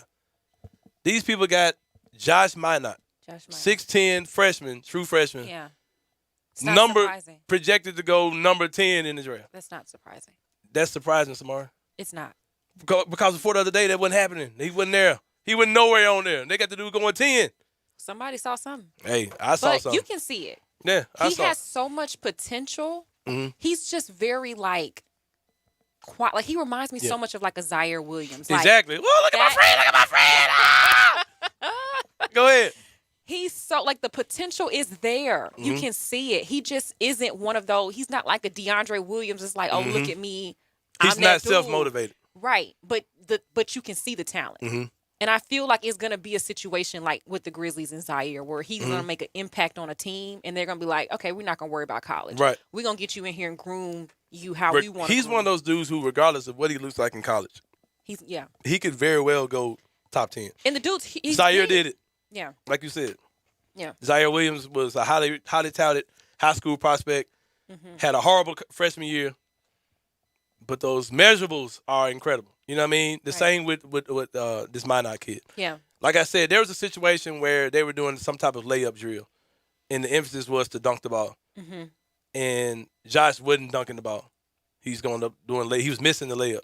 And coach was like, dunk the effing ball. Like it wasn't Coach Penny. He was like somebody else. Like Coach Topper was like, dunk the ball, dude, dunk the ball. So at the third time he dunks and he was like, he cursed or whatever. Because it's still like he's not I was like, okay, that kid's not self-motivating. Like He's a humble cat. He doesn't realize he's 6'10". He doesn't realize he's a monster. You know what I mean? Like he towers over. Because there's a picture where he's taller than Durant. Like I'm sitting here watching him taller than Jalen Durant. Yeah. And Penny had the pro day split bigs and smalls. So he had his guards and wings on one side, bigs on the other. Minot he was with the guards. Penny's playing them as a wing. Penny had Chandler Lawson down there with the bigs. Yeah. And Chandler's like 6'7". So he's gonna use him as a big. He's gonna use Minot as a wing. He's 6'10". Yeah. But no, we saw this at Iverson Classic. You know, when you see him interacting, now this is like all of the top dudes from around the country here. And he's just so like him and Jonathan Lawson, like they're very, going to play. Yes. But I'm saying they're so like behind. And I'm like, I want y'all to get, because y'all are so talented. Like get in there, like talk some trash.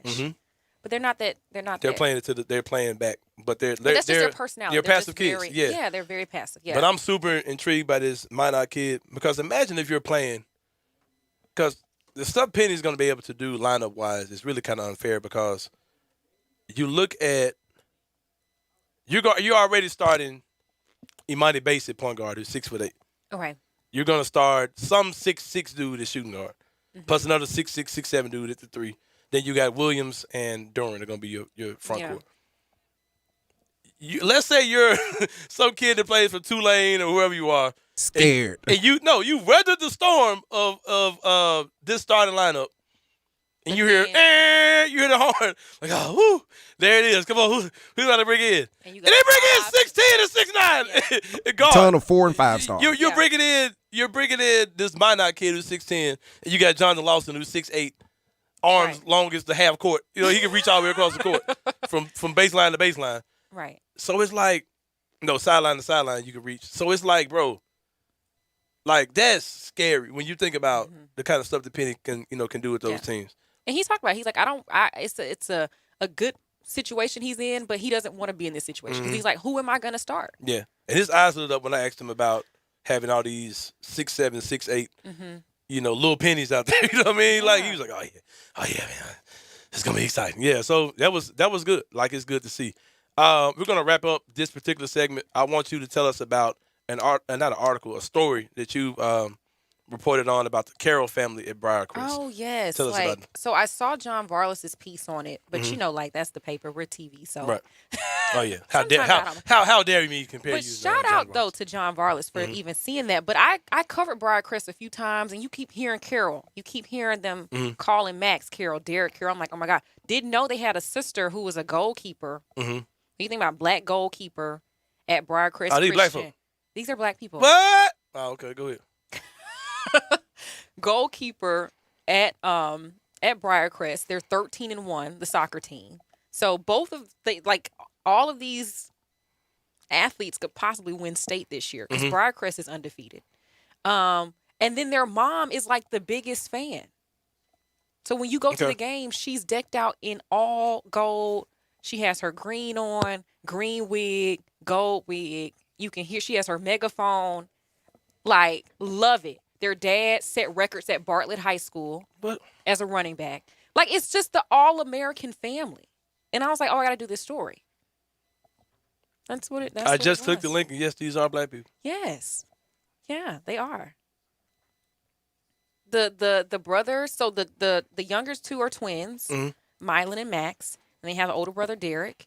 Derek and Max play football. They play on both sides of the ball. Little Derek Jr. They play on both sides of the ball. Like, they're not even, like, that far apart in age. So, Derek is a senior. Mylon and Max are juniors. I was like, ma'am, how did you do that? Oh, yeah, I gotta dig into this. How did you do that? Like, how did you have these babies like this? I would have passed out. Because it's like having triplets. Yeah, because you had them, they're all right there in the same age for each other. Yeah. Well, Samaria, Rated R Superstar, chimed in on the AutoZone text line, 901-360-8255. He says, did you have a great radio voice and you need to be on the radio? Black woman on sports radio, epic. Hey, to chime in, he is the second person. You actually had a caller. If y'all saw me taking the lines, you actually had a caller about her, too. Right. Saying sounds so much better. And you know what though? You are making history for the second time. You're doubling up on history. You are the second, to my knowledge. Okay. You are the first lady that's been. I know the first. No, I'm sorry. You're the first African American lady that's co-hosted sports radio, even in the guest host. You know. That's thing. amazing. So yeah, shout out to you. Like I could be very well wrong, but y'all tell me if I'm wrong. Well, thank you for saying my voice. This is my normal voice. This isn't even my TV voice. Yeah. So. Oh yeah, your TV voice is real. Yeah. Well, they love you. It's real code switched. Thank you. But no. I can't have Atlanta come out too. I know it. But I'm working on getting Kari Thompson off the show. No, Kari's a friend of mine. Off what show? This show. Because I'm like, you do preps just like Kari does.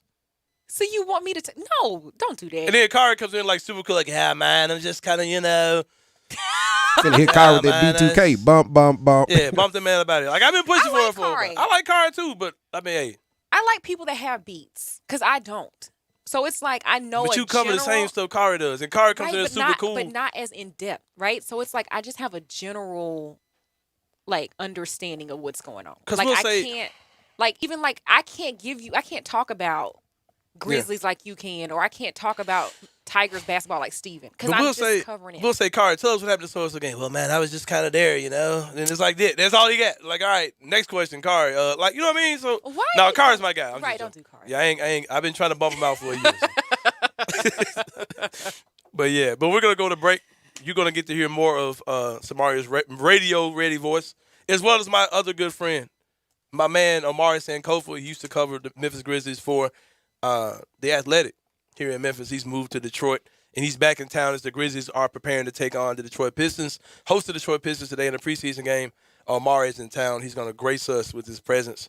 He's going to call in, and we're going to talk about the NBA. Have some NBA news that kind of broke today and over the weekend. Plus, we're going to talk about the Grizzlies, Pistons, the future of the NBA, and so on. This is going to be here on Sports 56 Grindtime. Join the voice of the Tigers, Dave Woloshin, for Wolo and Friends. Weekday mornings from 10 to 11 here on Sports 56 and 98.5 FM.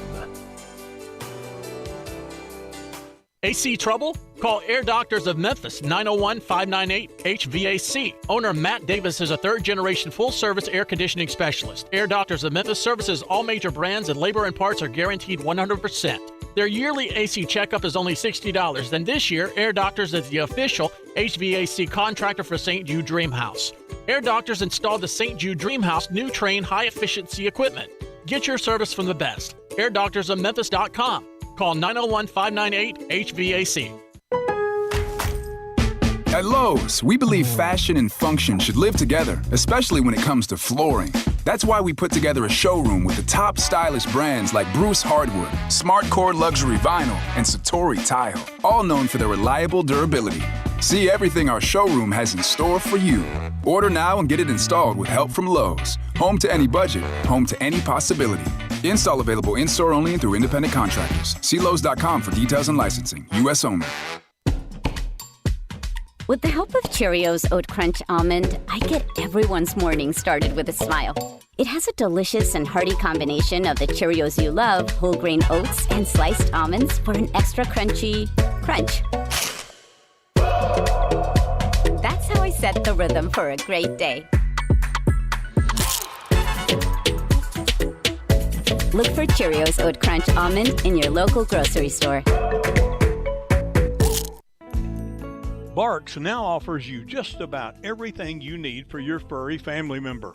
Daycare, luxury boarding, award-winning grooming, veterinary checkups, diagnostic services including digital x-ray, fluoroscopy and ultrasound, complete dental service, vaccinations, preventative care for fleas, ticks, and heartworms, and just about any needed surgical treatment. And did I mention that we treat cats and all types of exotic pets? We are the newest member of the Barks family and the newest, most high-tech veterinary hospital in the Mid-South. Located directly across the street from Barks and Recreation, we are a full-service hospital with a fantastic, experienced staff. If you're having problems getting a timely appointment at your current vet's facility, we are here to serve you. Call us at 901-979-8888. Barks and Medication. Excellence in veterinary care. Listen Sundays at 11 a.m. to join Idlewild Presbyterian Church for worship. Idlewild is a PCUSA church located in Midtown Memphis. Now, back to Sports 56 Grind Time. Here once again are Peter Edmiston and Anthony Sane. Don't worry. Okay. Daddy's home. And I know I missed Turn me up. Yeah. No, they need to stop. I'm standing at the top. That's how I know you never seen the top. Back on Sports 56 Grind Time. Anthony Sane here. Peter Edmiston is out. Doing whatever he's doing this week. Like I said, I don't know why Peter's not here. He told me about a month ago. I ain't write it down. I don't write anything down. So, hey, you know how that goes. Got Samaria Terry from News Channel 3. She's guest hosting with me in the second hour. Can't get a whole 2 hours from my friend Samaria. You know, she don't wake up till 12:30, so you know how that goes. Cause she said I'm scared to do a whole 2 hours. Yeah, I know. But look how much more comfortable you are this time. And plus, the people love her. The people love you to death, Samaria. Come on now. I guess. Have you noticed it? Rated R Superstar chimes in every time you come on. I'm sure he talks to y'all all the time. Right. You might want to avoid Radar Superstar in public too. That's a little excessive. Who is that? You'll find out. He's kind of swole, kind of swole for no reason. He has Instagram or Twitter? Yeah, he's on Twitter. I'll shoot you his Twitter. Okay. But you got to follow him, though. I'll follow. Tell him I follow him. He one of them dudes who's just kind of like recreationally swole. Like I don't think his job requires him to be as swole as he is. It's just, he's just, kind of swole, He's a good dude, though. Wait, is his name Rated R? Yeah. That's not his. I'll send you his Twitter. He's a good dude. You know what I'm saying? But why these people's names be so, like... I don't know. Vulgar. The R might stand for romantic or restrained. Oh, okay. All right, yeah. No, actually, the Rated R Superstar comes from, it's a wrestler named Edge. His name he called himself the Rated R Superstar. Oh, okay. So I'm not big in wrestling. But I got my guy who covers the Detroit Pistons for the Detroit Free Press. He's one of the most intelligent brothers when it comes down to the NBA. He also created something that I hope that I'm glad he took with him to Detroit. He created a term called throx, which was spell that? It was a combination of 3-pointers and blocks that he tried to attach to Jaren Jackson Jr., and it didn't go well, and I'm glad he took that to Detroit with him. And this is Amari Sankofa. Amari, what's going on, my brother? It's going good, man. First time I've been on the show in Memphis in like a year and a half. I know, right? You're actually in the city, man. Actually in the city. And no, I did not take that back to Detroit with me because I tried it in Memphis and it just didn't catch on. So I just figured, let's go back to the drawing board on that. Amari, I remember the gleam in your eyes when you when the whole Throck thing came to mind, which again is a combination of 3-pointers and blocks in the game. You were keeping track of Jaren's Throck numbers for a stretch of games. And I could just see the innocence in your eyes, thinking that drum was gonna pop when you unveiled it on Jaren in the locker room. And when you said it just didn't go the way you wanted it to, Amari. And I remember just laughing on the inside because I love you as my friend too much to laugh in your face. I tried, man. Hey, you did, man. Hey, look where it got you. They booted you up out of here and they sent you back home to Detroit. And look, you're working in your home market. You're covering the home team. And look at you, man. Look at you now. Sometimes you just got to get the people talking. It's not about in the moment. But it's one of those things where people still talk about it, right? Yeah, for sure. Well, look at me now, talking about it on the radio, right? Talking about Throx on the radio. Look at it. Well, Amari also have Samaria Terry, who covers. She's a sports reporter for Channel 3, for News Channel 3. She's on with me now, guest hosting. So you might hear a voice of a lady. Hello. Yeah, I don't want you to be confused. Nice to meet you, Samaria. Nice to meet you. Right. I asked her was she gonna be at the game today, and she kind of big time me like, no, I'm off. Like, hit me one of those. You know what I mean? So you won't see her today, but maybe next time. No, because then I would be like. They would be like, "Oh, you going to the games? Yeah, going to work." No. You're going to work while you're out there. Like, no, I'm not. No. She got better stuff going on. Exactly. Like sleep. Right. She's not a slave to these games like me and you are.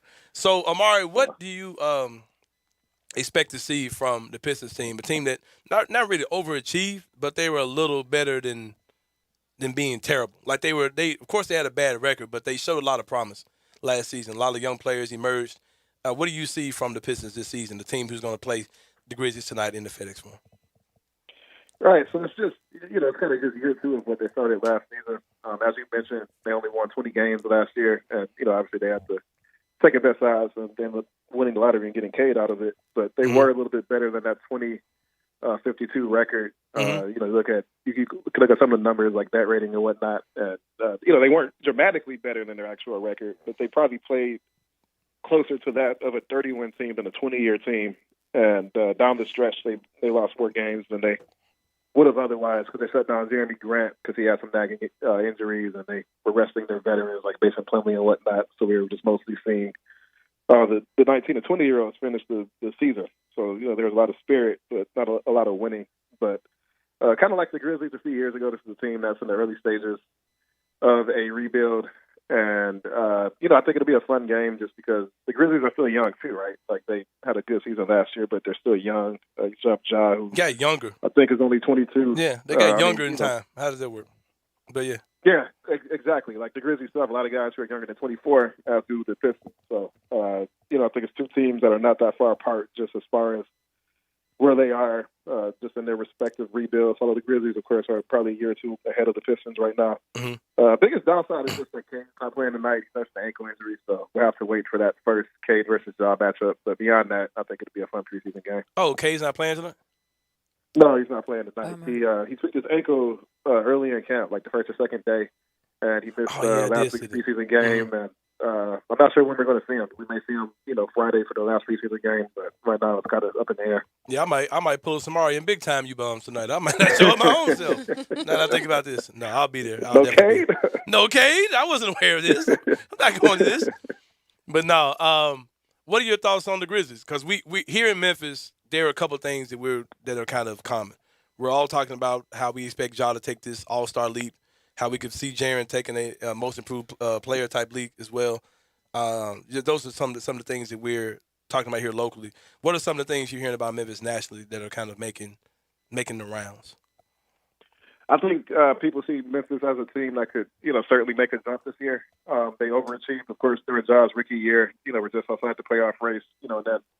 And of course, last year I thought they built on that nicely, adding Xavier Tillman and Desmond Bain. And, and they've just been, I think, very, very consistent in their rebuild, and they're not rushing it, but I think they're probably ahead of schedule compared to, you just compare any rebuild, like really, right? Like it usually takes a while for young teams to win, and the Grizzlies seem like they could be next up. So, I do think people kind of see them as a team.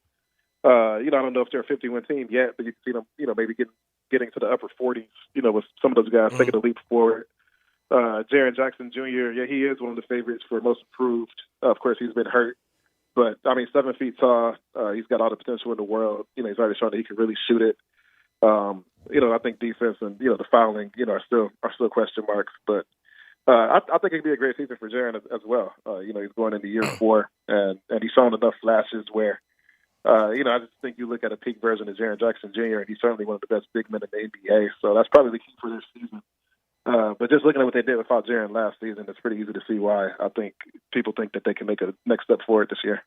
When you look at the Ben Simmons situation, news came out today that Rich Paul and his representation are pretty much planning for him to go ahead and join the team and play for Philadelphia, all with the hopes that he still is eventually traded from that team.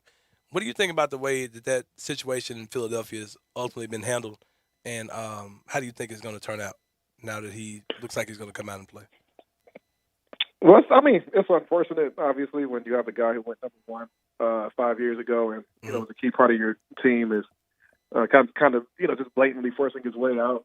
And you kind of hear murmurs about like that kind of Ben Simmons, Joel Embiid pairing for a while, right. Just because they're both big, they both are best in the paint. And they weren't really seeing the development they wanted from Ben. Obviously being a 6'10" guy who could really handle the ball, very athletic. For them to be a contender, you kind of need him to take that next step offensively. And he's been somewhat stagnant, and then, of course, Doc said some things that, kind of rubbed him the wrong way, and it kind of deteriorated from there. So I'm not sure how this is going to resolve itself. I saw a report today that mentioned that, he may eventually report to camp, and, of course, he's currently losing money right now, so that could be an incentive. But it seems like, this divorce is going to happen eventually. It's hard to see how this could be repaired after everything that's been said. Joel Embiid a couple of weeks ago, he talked at length about it with the media, and it just seems to come completely broken right now. So I'm not sure how it resolves. A lot of it just comes down to what the Sixers are willing to take back. I mean, if they lowered their standards, they could have had a deal done by now, but they don't want to trade, a defensive player of the year and All-Star for peanuts, as they shouldn't. So, it could drag out a little bit longer, and it just depends on how strong the offers become and how long the Sixers are willing to tolerate this. Go ahead.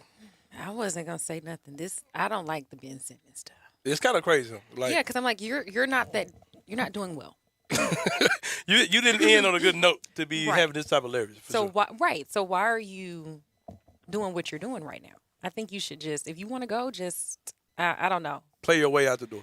Right, but it's like the team tried to come and talk to you, and you don't want to see them, and I'm like, you're bad. Right. I don't want to say it like that, but it's like. But you didn't. Your season didn't end well. He's better than how he ended, but it didn't end well. Yeah, it was disastrous. But how much of this, and I'll ask this to both of y'all really, how much of this feels like this is Rich Paul talking for him? Like this isn't really, like Ben Simmons doesn't really want to, like this isn't, because I ain't heard Ben Simmons say nothing. You know what I mean? We've heard stuff that we, like and this you came, won't. Yeah, I mean, it feels like this is all Rich Paul guiding this, and I just think this could be the first black eye for the Rich Paul Teflon era. You know what I mean? Because this ain't looking Teflon at all. Yeah, this is not a good. Yeah. I feel like we're going to look back on this and be like, yeah, maybe that wasn't the best decision. Nah, it wasn't the best decision. Because if he loses $1 out of this, it's a bad decision. For sure. I mean, some of it is certainly rich, but I also think, well, whenever your coach kind of publicly throws you under the bus, I mean, they asked Doc, do you think Ben Simmons is a championship point guard? Which I will also say is a slightly wild question to ask the head coach immediately after getting eliminated from the playoffs. I think that's one thing that's kind of going on said. Like, I mean, of course, Doc just should have said, yes, he is a championship point guard, or he could have just said something on the lines of, no, none of us are championship anything because we haven't won yet, right? And there's a better way he could have answered it. But what he said was just, you can see how somebody was taking it the wrong way. He was basically just like, I'm not getting into that right now. Like, I don't know, yada, yada. And to me, it didn't sound like he was saying that Ben Simmons wasn't. He was saying that is a very direct question, and I'm not talking about the future right now, right?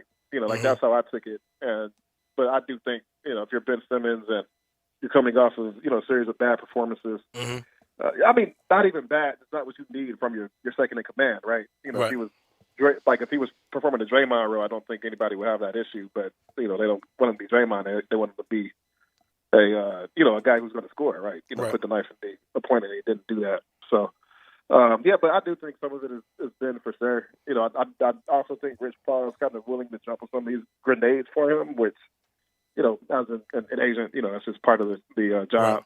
But but Rich is different too because he is one of the out there. I think more so than a lot of agents, which obviously comes from the power he has being in the LeBron camp. So there's a lot of signals coming out. There's a lot of smoke coming out, but I do think some of this is Ben for sure. So you think this is much more Ben Simmons than most people, including myself, would want to give credit? Because I'm thinking this is just, Rich Paul, doing puppet strings and kind of like a Brock Lesnar type, Paul Heyman type situation where he's being the mouthpiece. But you think that he's actually speaking for Ben more so than I do? Yeah, I think he's speaking for Ben. If Ben wanted to stay in Philly, he wouldn't be doing it. He just would have reported to camp, right? Exactly. Exactly. Yeah, either that or he's taking really bad advice. Yeah. Yeah, or he's just getting really bad advice. Right. I certainly think that this is being said about Ben. Right. Other news from today, from over the weekend, Kyrie Irving is leaning more towards that he's not going to play. Like, he's serious. Like, he's not going to get the vaccine. At least that's what it seems. He ain't missed many checks yet, if any. So we don't know how that's going to go out. But put yourself in the mind of his coach, his teammates. How would you feel if the cameras were off, where cameras weren't rolling? What would be your opinion on Kyrie Irving if you were his coach? It's extremely frustrating. You have Kevin Durant's 33 now. James Harden's on the other side of 30. Right. These guys. I mean, they're still at the peak of their powers, but it's hard to win in the NBA. And how many shots will they have together? A lot of these super teams don't last longer than a few years because financially it doesn't work, and you have a lot of egos in the locker room, right? I think we've just seen over the last 10, 15 years a lot of guys come together, and for one reason or another. I mean, you may get a couple of rings out of it, but there's a built-in time limit. And this is a situation that, it may be a noble reason to sit out for Kyrie Irving, but, more than 95% of the league vaccinated, it's the shot that, last I checked, more than 75% of adults in America have gotten at least one shot. I think if you're, and I don't want to speak for, Kevin Durant or for James Harden or Steve Nash or whoever, but obviously one of your three best guys are missing games over a situation that is entirely preventable, and it's something that most of the league has already gotten on board with. The vast majority, like 90-something% have gotten done. Right. Yeah. And I think it's just unfortunate there's just so much vaccine misinformation out there, right? To the point to where a lot of players don't even want to talk about it just because it's so politically charged and you don't want to rub the wrong person the wrong way. It's just a mess. But, I think somebody of Kyrie's position, naturally you want to hold them to a higher standard and say, you need to do this not just for you, but because a lot of people are watching you, and whether you like it or not, you do have some input on how other people, base their decision making. You have kids who adore Kyrie Irving. I think you just have to hold people to a higher standard, and it's certainly unfortunate because Brooklyn, if everybody's healthy, they're the best team in the NBA, I think, by far. Right. And if you don't have one of those three guys, if Kyrie misses all the home games next season, I think that leaves the East wide open. This just sounds so wild. For a championship. Right. James and Durant are still good enough to get it done themselves, but the roster's built, with expectations that one of the guys making back money. Because it's a lot of salary that you're paying out for a guy who's not even there. You know what I mean? It's not going to be exactly. They could have divided that out, and gotten a better bench or something. Right. So that's just a lot you're not getting. And imagine Game 7, you can't have Kyrie at home for the championship. And he's a proven killer too. Yeah, he just went off for 30 in Game 6, and now you're in Game 7, and he can't play. I think he's going to break. I think he's going to bend and fold into this and just go get the vaccine. But I don't think so. It's wild. It's wild. It's gone too far now. He can't. He ain't missing no games yet, though. You know what I mean? Like, he's saying what he ain't going to do. Man, if anybody wants to hold their bluff, it'll be Kyrie. This man had a walking flash. like he was Moses. I don't think he's going to bend. That is also true. Like I think that he's very over there. He's also an habitual mind changer as well. So he has went from one side to another before. So we might see him out here being, Vinny Vaxington by the time it's all said and done. Well, Mario, we appreciate you, brother. We're up against the break. I appreciate it. I'll see you tonight for sure, man. We'll see you tonight, and thanks for having me. All right, again, it was Amari Sankofa. He covers the Detroit Pistons for Detroit Free Press. When we come back, we will wrap this up. We're going to try to throw some SEC football talk in. But since we weren't able to do any of that, we didn't really wrap up too much that came with college football. The news for the Tigers, of course, kind of superseded everything as far as Tiger basketball is concerned with IARP. But we will wrap up the show when we come back. Sports 56 Grind Time. Hey, this is Eli Savoy. Greg Gaston and I have moved. Instead of Sports 56 Middays, we are now Sports 56 Mornings. That's right. Join us every morning from 7 to 10, right here on Sports 56 and 98.5 FM. I want to do some bragging rights. Hey, I was just the other day overhearing a conversation with Big Mike, the manager of DeSoto Auto Sales. They've got people buying cars all over the country. North Carolina, South Carolina, Georgia, Alabama, Arkansas, Texas. People from all over the country buy cars at DeSoto Auto Sales in Olive Branch, Mississippi. Why? DeSoto Auto Sales has the most stringent car inspection in America. They get it right the first time. Quality and low mileage, factory warranty on most vehicles. My favorite part is the people who work there. Big Mike, all the employees are professional, friendly, and go that extra mile. Expect as you walk in the door, you're treated like family. DeSoto Auto Sales understands your time matters. We can help you find your dream car and get all the paperwork finished in less than an hour. Come see us at DeSoto Auto Sales and be part of our family. Have a great buying experience every time. 662-890-7184. Nobody protects you from mayhem like Allstate. I'm a speed bump. Did you hear what I said? I'm a speed bump. And if you have cut-rate car insurance, the cost to reattach your muffler could really be a bump in the road. So switch to Allstate, save money, and be better protected from mayhem, like me. Based on coverage and limits selected, subject to terms, conditions, and availability. In most states, prices vary based on how you buy. Allstate Bar and Casualty Insurance Company and affiliates, Northbrook, Illinois. Rich Eisen from Monday Night Football on Westwood One here with a preview of AFC action coming up from Baltimore. Lamar Jackson and the Ravens play host to Carson Wentz and the Indianapolis Colts. The Ravens are 3-1, but on a 3-game winning streak after losing their season opener. Jackson gives credit and respect to their defense. Defense did a tremendous job. And I always say this, when we not having success scoring the ball, I don't like putting our defense back out there without putting points on the board. When they scored, we went back and scored. I felt like we should have kept it going. But we kind of slowed down and putting our defense back out there with no points. We got to do a better job at that. Now they face a Colts team hoping to build on their first win of the season just last week. Kevin Harlan and Ron Jaworski are in Baltimore to call the action of the Colts and Ravens on Monday Night Football. Remember to listen to Westwood One's coverage of the NFL all season long, right here on Sports 56 and 98.5 FM. Napa know-how. At Napa, we've teamed up with AAA to save you 20% online or in-store. That's why they call us the Savings Dream Team. Okay, we're the only ones calling us that. But it's true. Your AAA membership can save you 20% at Napa. So we're basically superheroes with the most specific power ever, saving you 20%. Quality parts, helpful people. That's Napa know-how. Napa know-how. 20% off regular retail prices with valid AAA membership card. Offer good online and participating stores. Offer ends 10/31/21. For the ones who know safety isn't a catchphrase, it's a culture. And the ones who help make sure everyone makes it home safe. For the safety-minded who watch everyone's backs, Grainger offers supplies and solutions for every industry, as well as safety assessments and training to keep your facilities safe and your people safer. Call, click Grainger.com, or just stop by. Grainger, for the ones who get it done.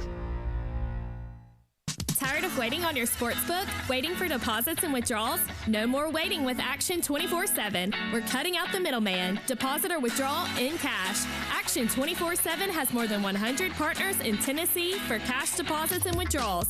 Visit action247.com for a location. Cash deposits and withdrawals from your Tennessee sportsbook. Action247.com. You got action. Must be 21 or older and in Tennessee. For problem gambling support, call 800-889-9789.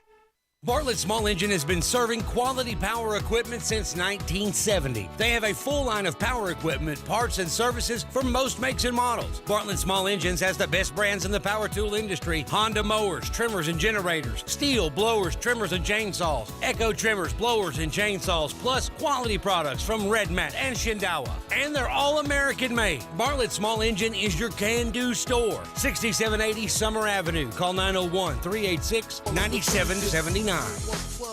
Now, back to Sports 56 Grind Time. Here once again are Peter Edmiston and Anthony Sane. Back on Sports 56 Grind Time, final segment of the show. Weren't able to really talk about any of the college football games due to having to move things around when the IARP ruling came out real fast. Salute to Texas A&M for upsetting Alabama 41-38. Yes. Once I saw Alabama come back and take the lead, I was like, nah, y'all ain't beating Alabama twice. Like that ain't happening. But by golly, they did it. Texas A&M, shout out to y'all. Ole Miss, very upset with you guys. You killed my parlay in game one. I need you to cover the spread. Win or loss, I'm not happy that y'all won. Shout out to y'all for winning though. They killed my parlay. They won on a failed 2-point conversion by Arkansas. Hanging on for the 52-51 win, but that 1 second that was left on that clock killed my parlay, bro. Like, for real. So I'm a little upset about that. Props to Tennessee for winning. They picked up a 45-20 win over South Carolina. Your boy, man, I forgot the man's name. Heupel. Oh, yeah, Josh Heupel. Yeah, my man Josh He's good, Heupel. man. He's good. I don't care what y'all say. Like, Tennessee's not going to be great this year, but they've had a you can see it. You can see the future coming from that. Georgia looking like the number one team in the nation, which they are now. Blew out Auburn 34-10. You didn't have to do that. There was no reason. What you mean? You didn't have to say blew out. You could have just said. Oh, well, okay. Are you Georgia or you Auburn, man? Because I know you graduated from Auburn, but you from Atlanta. Right, but I went to Auburn, so I could go Hey. where my degree is. I feel you. Truth hurts. Well, I have neither. So I'm just from Memphis. This show, Anthony's all about truth here. I'm just so, from hey. Memphis. I ain't got no degree from really none. excited that we lost, but so did Alabama. So everything was good. Oh, okay, I got you. Yeah. And also Florida State, the future home of everyone's favorite coach, Coach Prime. Coach Prime. Coach Norvell just trying to hang on. I think he started hearing these Coach Prime whispers. He's like, look, they're trying to get me out of here, damn it. Hey, lastly, did you enjoy the fight Saturday night? Yes, the fight was incredible. Samari, did you watch the fight? I was at work. They were watching it. We were kind of watching a little bit, but I was like getting my show together. That was the best boxing match I've seen in a very long time. It was like watching a Rocky movie. But that music means it's time for me to get about this joint. Thanks again to my friend Samari Terry for co-hosting with me this final hour. Props to Jason Munns for jumping in with us, Mayor Mike, and also Omar Sankofa, who I'm going to see at FedEx Forum as we hang out and, do our thing. Hey, don't forget, Samari, the people love you. People love you, Samari. I may not be here tomorrow. It might just be Samari by herself. How about it? Is that what you want? All right. For Samari and Darian, it's Anthony Sane, and I'm out. Gabe and Stats are up next.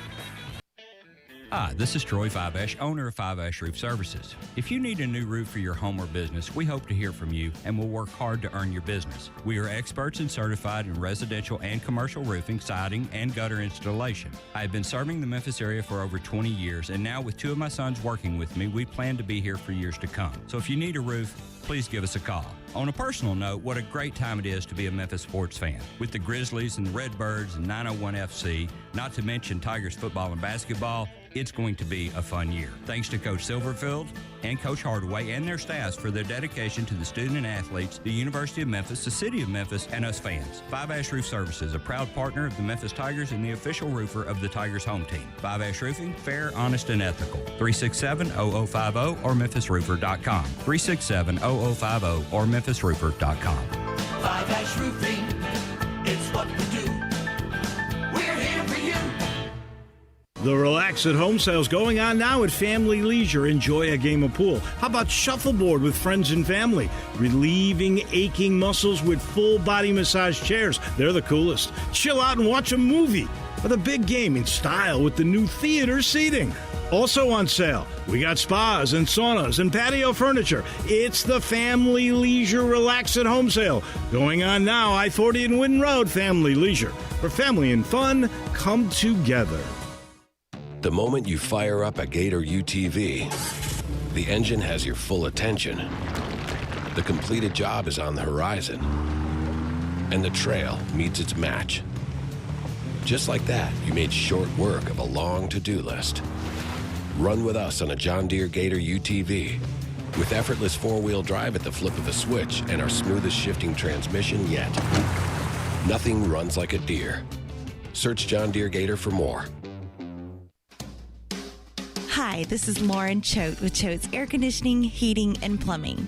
Fall is in the air, and so are Choate's Early Bird Specials. Right now, receive $1,000 off the purchase of a new Carrier gas furnace. Carrier furnaces come with some of the best warranties in the industry, and Choate's has been professionally installing them for over 60 years. As a Carrier factory authorized dealer, Choate's also offers competitive financing solutions for you and your family. If your heating system is in good shape, make sure you take advantage of Choate's Early Bird Tune-Up Special for $60. This tune-up is an in-depth 20-point inspection to make sure your furnace is ready for the winter season ahead. So call 347-8086 to schedule your Early Bird Special today. And turn to the experts with Choate's and let our family serve your family. Hi, folks. I keep hearing about a shortage of good vehicles to purchase these days. Well, I can fix that. Just follow me to Auto Universe Germantown. I was blown away by the amount of high-quality vehicles they have. Something they call affordable luxury, and I would agree. And talk about variety. How about Lexus, Infiniti, Audi, Jeep, not to mention, but I will anyway, Mercedes, Nissan, Honda, Chevy, and Toyota. Tremendous pre-owned cars, trucks, and SUVs, and they're always adding more. Hey, I know this family. They have everything we want under one roof. No haggle, affordable pricing, simplified financing, top service technicians, even collision repair. Remember the old Mazda location in Germantown? That's where they're located, 7300 Winchester, and online at eautouniverse.com. So take it from me, if you want to avoid the new car price but still want a luxury, slightly loved vehicle, head on over to Auto Universe Germantown. Would I steer you wrong? Get it? At Auto Universe Germantown, only the best make it here. I know the sweetest thing in Memphis, and I know it's been around for 115 years. You know, I'm talking about Dinstall's, and it's time to stock up heavy on Cashew Crunch, Heavenly Crunch, Turtlettes, all of your favorite Dinstall's treats. So easy to get. The sweetest thing in Memphis, all you have to do is head to Laurelwood or head to Germantown and Poplar right across from the hospital, or go where they make the candies. That's on Pleasant View. There's nothing that says Memphis better